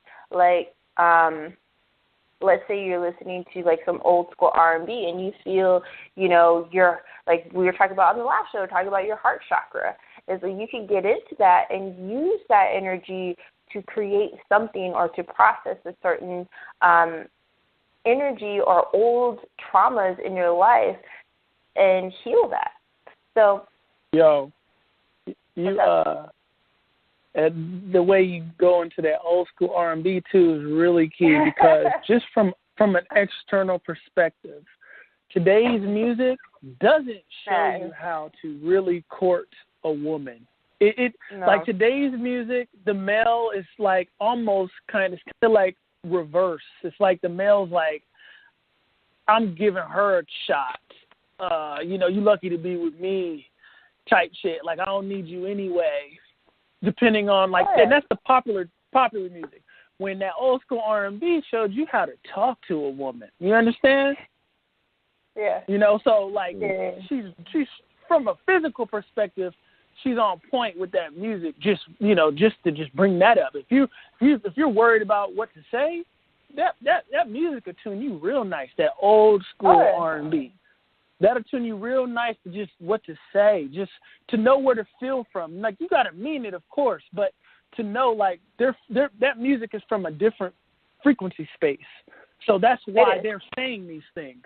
They're saying these things because the music is from a different frequency space. When today's music is from a different frequency space is why the interaction with the female is of a different tone. So, yeah, I just had to jump in there on that. And with when she said focus too, and yeah, I want to build on that because when you meditation is practically focusing on one thing, whatever it may be. So, you know, focusing on cleansing your chakras is meditation.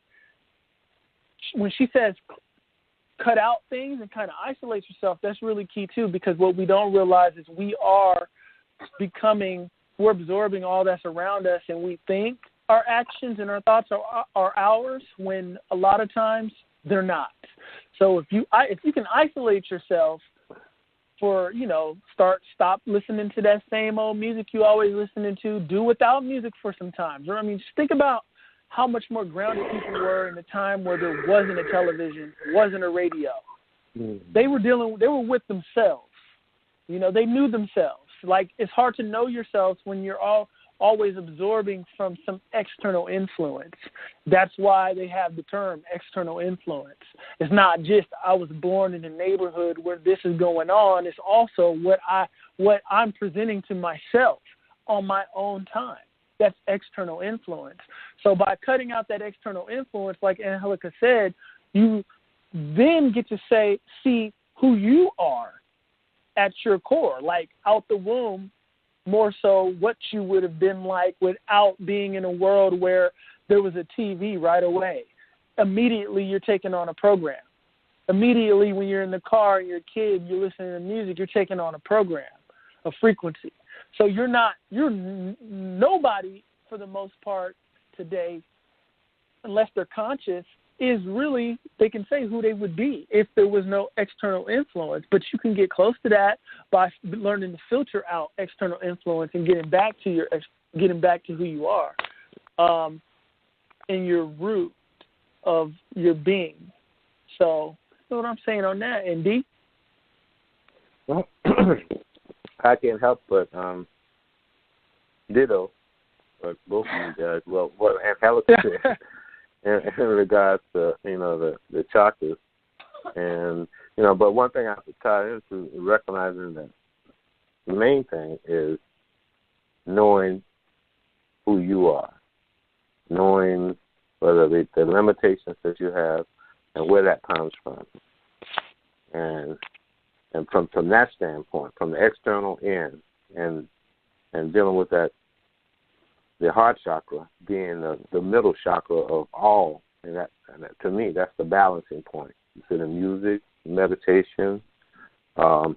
It's really just tuning into yourself and understanding that your value, understanding the value that you have within, regardless of what external input has been transmitted to you, either through your parents or through people around you. Recognize that you have worth regardless of what your circumstances is, and focus on that. But the bottom line is, and when you asked the question, I thought about back in the day when I used to visit New York during the summers, and I had an older cousin who had friends that was pimps. And one thing I noticed about them, not all of them were what he called attractive. But one thing I noticed about them, they had confidence with an extra big C. It's like they're bigger than life, and they talk like it, and the energy that they brought was like it. So it's like, when they came into a realm, you might, because of the way they were dressed, you knew they were probably a pimp because that and the car they drove in. But if they came in without the car or how they were dressed, they're just their energy was just off the chain. So it's that's why initially that's what I kind of related to, and for them to do, not putting them on the pedestal, but they were able to get people to do things that they wouldn't normally do, especially if that person, the females, especially if that person didn't have the confidence. Go ahead. And that's what I was about to say. Capitalizing off of people's trauma and stuff like that, rooted from from the place from their confidence and their insight on how to take advantage of people. Which a lot of them are the root chakra beings. The pimp is a root chakra being. Root utilizing the root chakra, manipulating the root chakra, but they're activating. I would say the throat chakra for one, and from a place from the root though.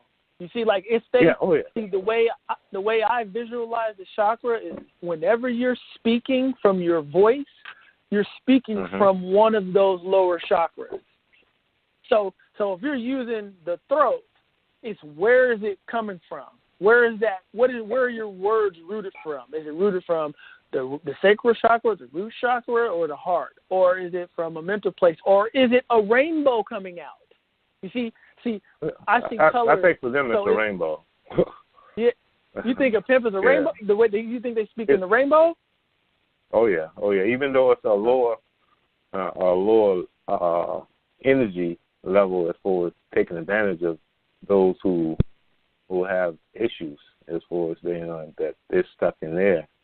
They have issues with their heart chakra, their confidence level, but because they come across all kinds of. I saw this one guy. He had a rainbow of females. All of them, they had limitations. You could, as I got older, I didn't know that at the time. I figured out that they had some issues. For this man to be able to have 6 and 7 of them in a Cadillac, you know what I mean? And he's sending them out, and he treats them any kind of way. But he was able to manipulate them. So I'd say if a pimp is in their heart, he wouldn't be able to do it. Because then you're seeing someone's daughter, you have compassion.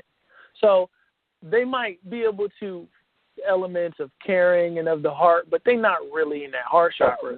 They can't be. Oh yeah. So well, that's the search what I'm saying on. That's not saying that's there. That's why I say rainbow, because it's not like, well, when I say rainbow, I'm talking about utilizing the whole spectrum.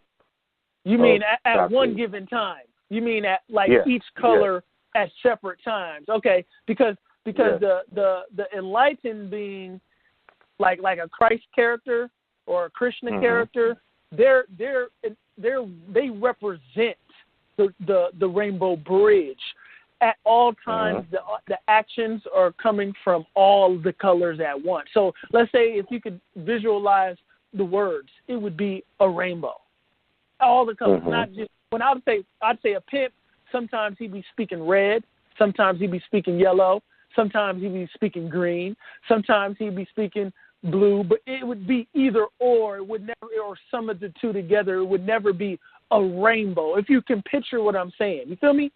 I can see that, but it would be like either or, jumping in and out of, not balancing all of them at one time. No, not balancing all of them, because and so as I got older, I recognized that they utilized different energy points for different individuals. They were more or less like a psychologist in a way.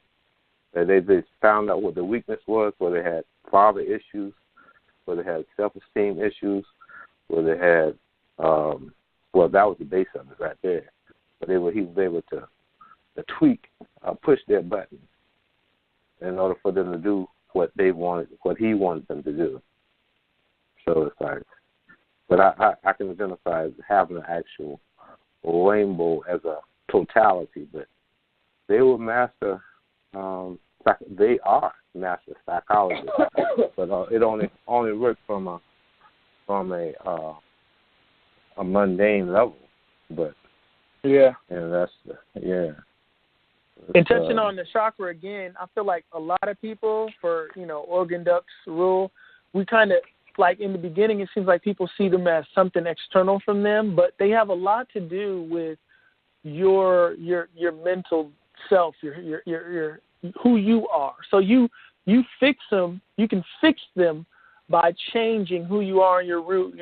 The emotions you tend to sit with are actually dealing with different chakras also. So like, if you want to activate the heart, if you love something, sit with that and exercise that love with that thing. Like, some people can really love on their animals, and that's exercising the heart chakra, stimulating the heart chakra.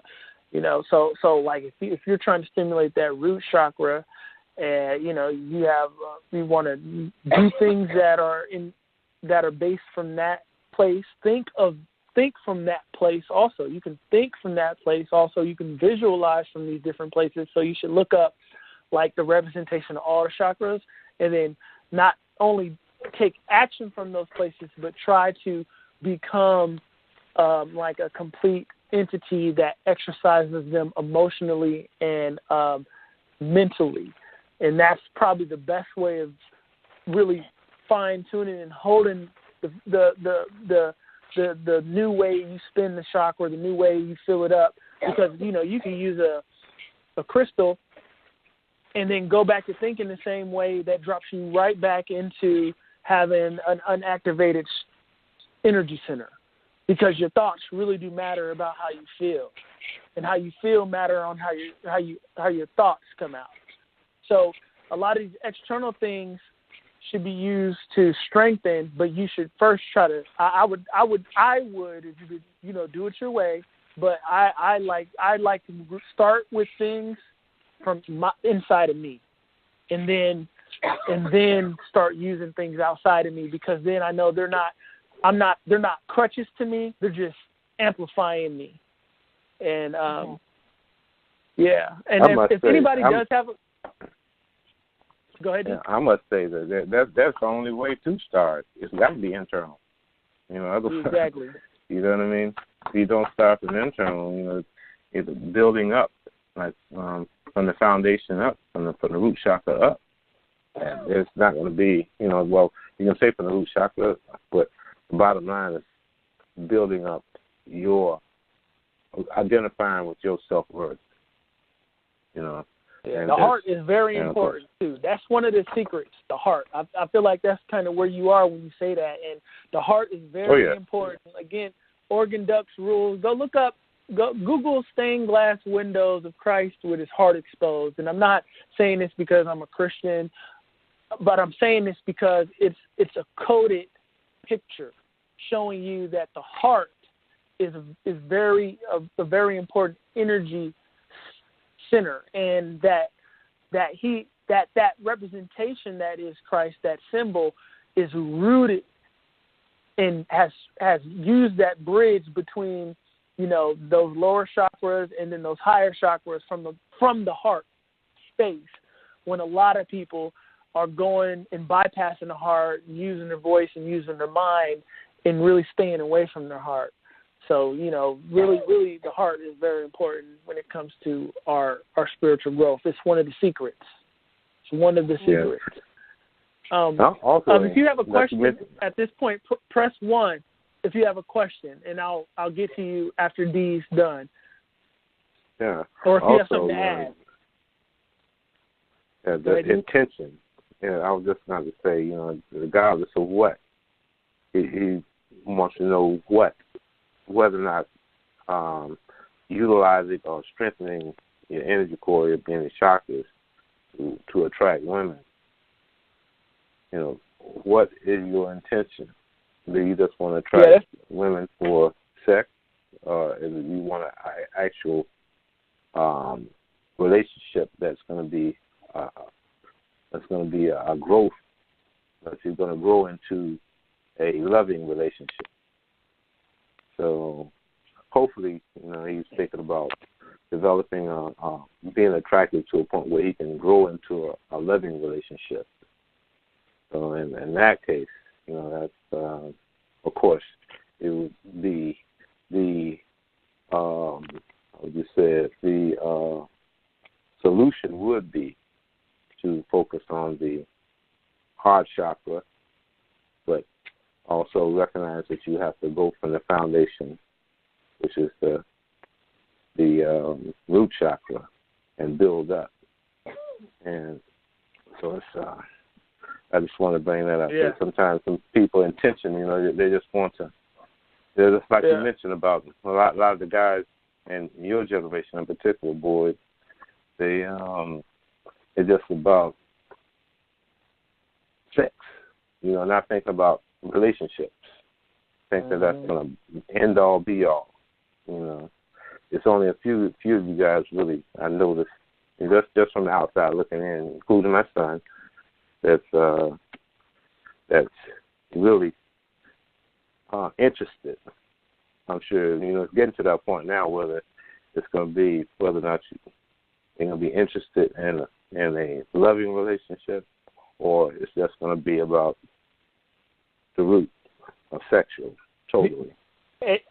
And that's why I said before, like when we were speaking about it from the root, and those things are, confidence is a very physical thing, and I said, okay, yeah, you can do that, but it's like, what does it all mean if it's only from a physical perspective? Like you feel like you got the means to be able to go talk to a female, then you get what you put out there, and you'll get women or men that want you because you have certain things. So that's why it's key to really, like Dee was saying, come from a deeper place. Karma is going to cause you to manifest a situation that's basically the reflection of your intention. You can't escape it. You can't escape it. So if your intention, that's why, if just because I've been there in that physical space, and you end up really lonely because you haven't built any real connections. Yeah, you can call up somebody to have a conversation and to have some kind of physical situation with, but deep down inside that you're withholding something that your intention is not in the right place. So you end up feeling that, and over time it'll affect you. So that's why intention is very important. And then just if you're showing off shiny stuff, and you're going to get people who like shiny stuff. They might not even care about your personality and your heart. They just want your shiny stuff, and they'll be with you, and then when you lose your shiny stuff, you lose them too. So intention is everything. Intention is everything. So yeah. And if you have anything to add, because I see D has a question mark up. But if you have something to add, press 1 and I'll get to you right now. But if you don't, we'll just continue on until we just shut it off. But because we're actually in the after hours now, so if you're somebody in the queue and you have something you want to add or a question, press 1 and I'll open the line. Okay, but yeah, the imagination is key. Back on that. To changing your future, because how you see yourself is very important, and all that is basically what it was coming down to. It starts with you and how you see yourself. Don't allow some outside influence of what people that look like you, that are from where you're from, what they're, don't let that make who you are. Use your own imagination and where you see yourself, and know you deserve to be in that place because it's what you have pictured, and you have the right to create yourself in your future, and you'll be okay. You'll be all right. And you'll create what you want and where you see yourself, and not what someone else wants you to be, because the realm's good at throwing out all these things that give suggestions of what you should be depending on how you look. It's like those commercials that are like, if you have acts, the girl likes you. The axe isn't really at all going to do anything for you with girls. But somebody somewhere is really thinking that if they buy axe, they're now going to be some kind of ladies' man.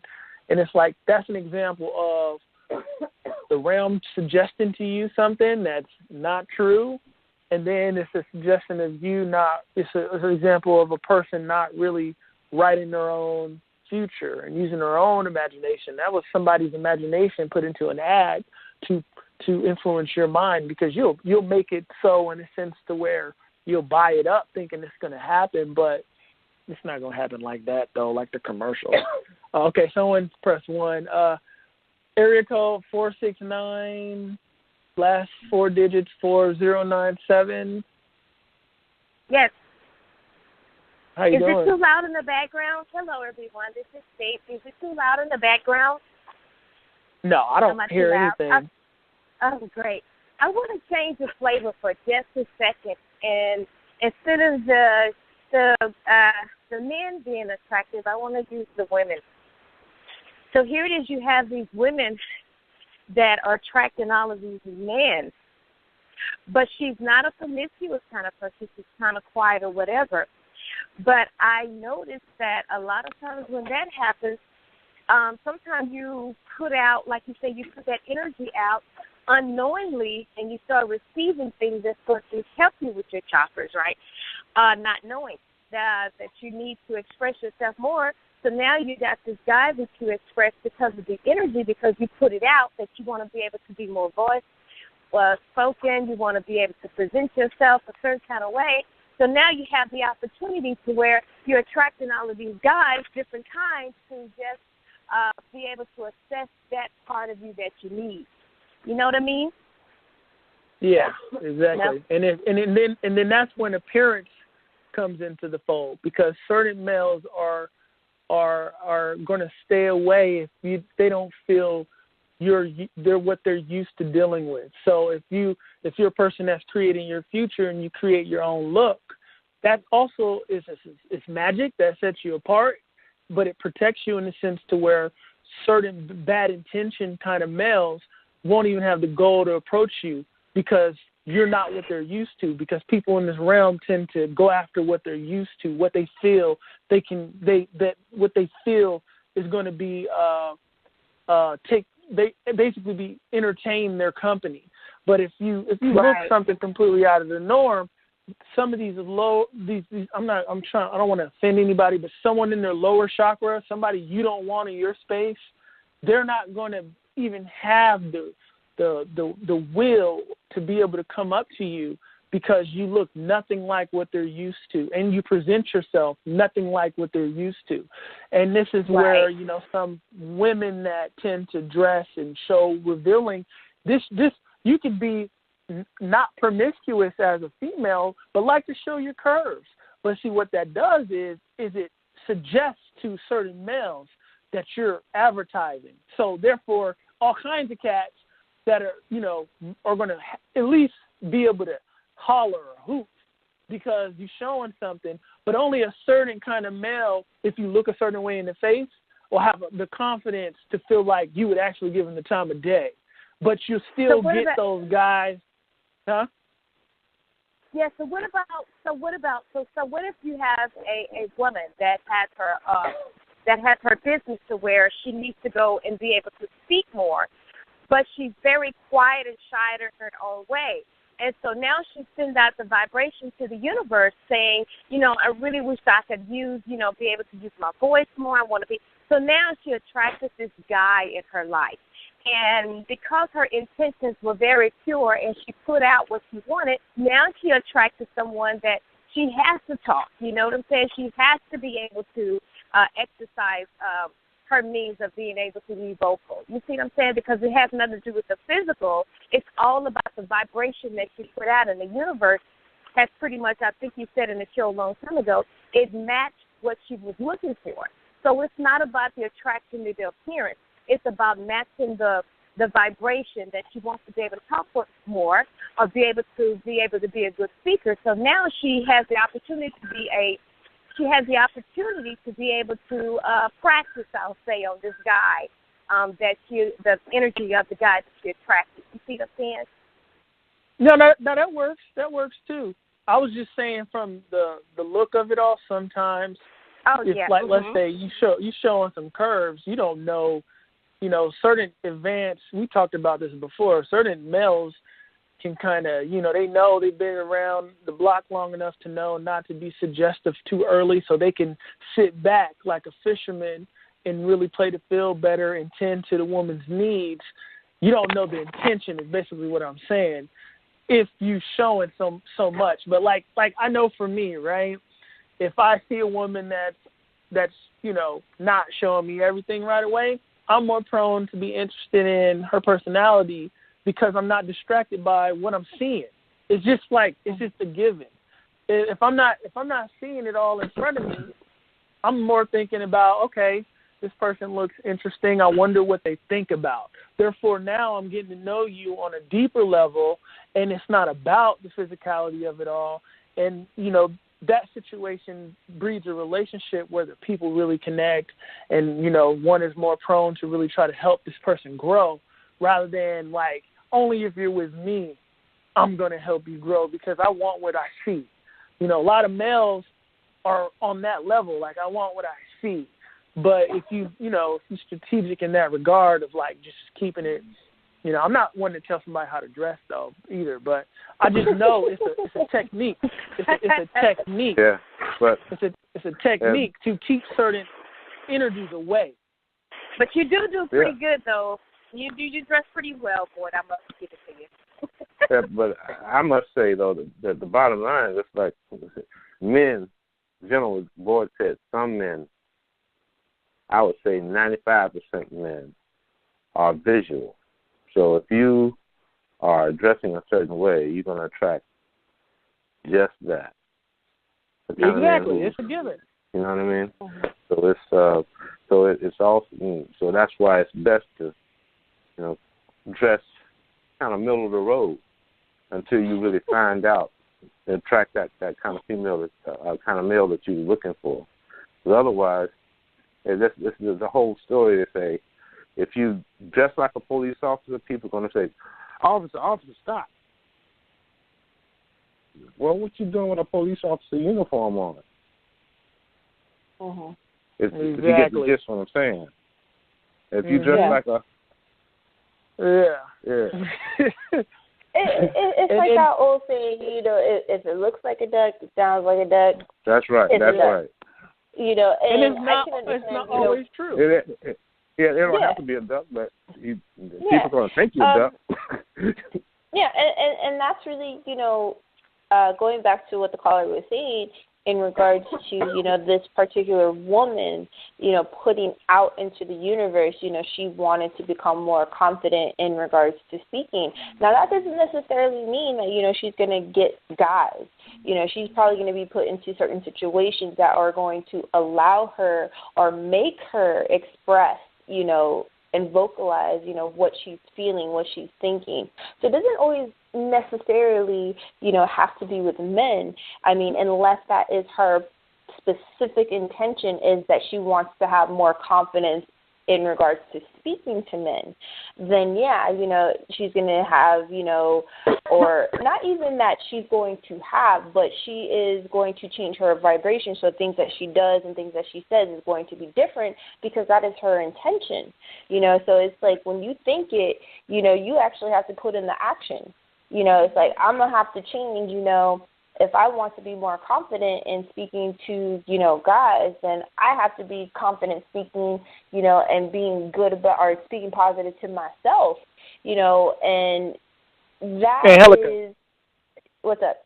Angelica, I think she was talking about like public speaking, and he's helping her like get out of that shell to be able to get more confidence public speaking. No, that's what I'm saying. It doesn't it doesn't matter if it's to speak to guys or to speak in general. If she put that vibration out there that she wants to be more confident in speaking, then certain situations and experiences are going to be brought to her so that she can exercise, what she wants. It's all, like we were saying before, it's all about intention, and it's really important that we get down to the details of, what those intentions are, what we really want, and detail that out so that, we get exactly what we put out. Because it's like if I say, I just, I want a pair of Jordans, and then, next thing I know, I go out, to take out the trash, and I found an old pair of Jordans. Well, I didn't specify I want a new one. I didn't specify if I wanted, money to get, a particular pair. Just like you said, the universe doesn't, doesn't really know unless you tell it. So it's like you really have to be specific in that point. And that's why I went to that appearance perspective, because I know, a problem that women have, and this is what's been going on lately in mainstream media with the harassment is, men feel like if you dress a certain way, you're alluding to they can talk to you a certain way or come on to you a certain way because that's what they are rooted in. Most men are rooted from that space. They're looking at what you got and they want it. So if I would be, if I was a woman, I'd be always conscious of it, because if I wanted like to a business partner, I want to make sure this dude is listening to what I'm saying, hearing my intellect, hearing my creativity, not looking at my tits or my ass or entertaining my conversation because of my tits and my ass. That's where I was going with it. You know what I'm saying? Because most dudes are looking at that. That's what we're looking at. And I was just being honest, like, if I can't see that, I'm more prone to listen to you. And if you're showing me that, you're saying you want me to look at it, but yet you're saying you don't want me to look at it too, because now you're mad because I'm looking at it. And it's like, okay, we can't have it all kind of ways here. It's either you want somebody to look or you don't, because this is a visual world we live in. So if as a male, having a hue to my skin, if I don't want, we're the most stereotyped people on the planet. If I don't want to fit a stereotype, don't fit the stereotype. It's that simple. Work on myself to jump out of the stereotype, not stay in it and then be mad that I'm continued to be stereotyped. Correct. In this visual world where people judge the book by its cover before they open it, just to use a term that we all know of. Now, if you heard me on this show before you saw me in person, you would judge me on how I speak on this show, the content of what comes out of my brain. Then you would come up with some kind of idea of what you thought I was or what I looked like. And then when you saw me, even if I didn't match your cultural make, I've already connected with you deeper than physicality because you've heard what comes out of my mind. Therefore, it doesn't matter what I look like at that point. So it's just the strategy to everything is what I'm saying. Because I wear what you like. You know, me and Sarah talk all the time. I was like, yo, all the women walking around, running around in yoga pants these days, you know, I'm not one to complain. But hey, you know, that's what y'all want to do. That's cool because, you know, hey, I don't mind. I'm like, hey, you know, so, but at the same time, I know somebody's like, why are men looking at my butt when I'm walking and running in my yoga pants? It's like, what kind of question is that? I know that's I wonder why. What kind of question is that? You know what I'm saying? Like I'm going to look, and hey, I'm not going to be disrespectful about it. I'm just going to look. But if you don't want me to look, don't show it to me. That's right. It's not, and you can't say I'm sexually harassing you. Right? It's like you know, it's really about, you know, what society wants from these males that have got themselves in trouble by not really respecting women is they want them to just do what, you know, only a certain type of male is going to be able to do that's grown in a spiritual sense. But we know that a lot of success isn't of a spiritual nature anyway. So it really makes no sense to ask these men that have risen in the realm based off of connections and who they know and making moves and whatever else to now all of a sudden have some kind of moral compass when it comes to how they're treating their assistant. It makes no sense. So it's like they need to reevaluate the narrative. These people we are giving success to, these people we are choosing to revere. That's the narrative that needs to change. Not all men are doing the same thing. You see what I'm saying? Like, so it's like you're not vetting these men better. So now they're getting success. They've always been this way. It didn't just happen when they got in there. You see what I'm saying? So it's like who we're choosing to raise up in the realm is the problem, not what those guys are doing. Those guys would be doing that if they were nobodies. They'd be doing the same shit. But since people get money and then people start looking at them like they must be a good person because they have all this stuff, which makes no sense, you're now surprised that, you know, dude's been masturbating in front of his fucking assistant. Like, it makes no sense to even be surprised. It's like, who knows what's going on? But I know one thing, if people cared about people that actually exuded a more positive tone, and then you know, you looked around in their life and the people in their life actually confirmed that tone, these things would be less likely. Because, you know, if you got sisters, you're less, and you care about your sisters, or if you love your mother, you're less likely to when you come into maturity to be treating a woman some kind of way like that because you see your sister, you see your daughter. But anyways, yeah, we are in the after hours, and the show is technically over. So I thank everybody for listening and take the night tonight. We'll be back on Friday, and Angelica and I believe we have a topic, but I won't say that here. You'll just have to find out on Friday or something like that. And Angelica and Dee, why don't you guys give out your information so people can contact you if they would like to? Yeah, sure. You can find me on social media. That is Facebook, Instagram, and Twitter at serenitycmd.com. My website is www.serenitycmd.com, and my email is angelcmd.com.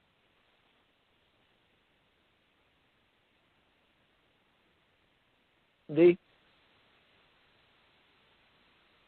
Did we lose D? D, you there? Oh, we might have. There's no way we can get him back because we're in the after hour. Okay, well, you can contact the show if you have any topic suggestions or anything you would like to ask, or any questions that you would like answered too, that for us to sit with on the show. It doesn't have to necessarily be a topic, and it can be anonymous too. You don't have to, we don't have to say your name and all that kind of stuff. You can hit the show up at takethenightradio@gmail.com. Again, that's takethenightradio@gmail.com. You can also find the show on Twitter at takethenight99, and you can find us on Facebook. We have a Facebook page that's Take the Night Radio, so it's like /Take the Night Radio or at Take the Night Radio. You can find me on Twitter at It's Simply Boyd. You can find me on Instagram at It's Simply Boyd. And now you can find me on Facebook as Boyd Coleman-Ransom, because I didn't tell you this, Angelica. Some weirdo, right? Some Facebook weirdo, obviously was wanting to be nosy, which is cool, trying to Google me or some shit, and reported my name to Facebook. So Facebook put like some kind of weird block on my page because, it said Boyd the Boyd. Uh-huh.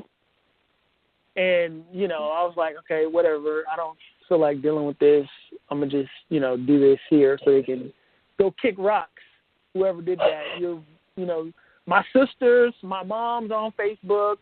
Yourself you was nosy, so you could have been nosy enough to do some research and look around a little bit. You would have seen my last name. You wanted it that bad. You reported me for having my name Boyd the Boyd. Just weirdo. So weirdos like that, don't hit me up for sure, because I don't care about debating none of you folks. Don't be writing me on YouTube. I don't care. I don't have, my ego's not involved. You can disagree. That's cool, but just keep it to yourself, because I'm not in that world on YouTube where I have this ego thing pushing me to where I want to go debate you about perspectives. I'm solely just talking about what's helped me become a person in my life that has been able to continuously be productive and feel able to continue living in a world where it seems to make it to where most people don't want to live. So I'm speaking from those grounds. I can care less what you think about what I'm saying. It's cool. Start a YouTube channel. That's cool, but I'm not going to debate with you. I don't care. Take that somewhere else. It's happened to me a couple times now on Facebook, and I keep thinking of Angelica, who I'm like, this is why Angelica be like, fuck a YouTube. Because, here comes some Joe I want to debate, some Jane I want to debate, and it's like, look, I'm not interested in it. I'm not interested. I'm not. You can go somewhere else with that. It's not going to happen. It's not. But I thought it was weird that Joe, anonymous Facebook user, actually reported me because they couldn't find my last name, obviously because they wanted to Google me. So Joe Facebooker, Jane Facebooker, you could have seen my sister and my mom on Facebook and found my last name. My dad is even on there. So good job. But I like my full name. I like my full name. It's so I was like, whatever. Anyway, So that's why you can find me on Facebook now at Boyd Coleman-Ransom instead of Boyd. It used to be Boyd the Boyd, but now it's Boyd Coleman-Ransom because I was reported for not using my full name on Facebook by Joe. You were probably that person that was mad, always looking at the kids next door, getting away with, like, doing something your parents didn't let you do. But Bobby gets to do it. But Jane gets to do it. And your parents always have to tell you, well, you're not Jane, okay? You're not Bobby. You're you. But it's cool. But if you just already need to just stop listening to Take the Night because you missed the boat if you worried about somebody else so much that you reported them. Yeah. And you got people on the name, especially now,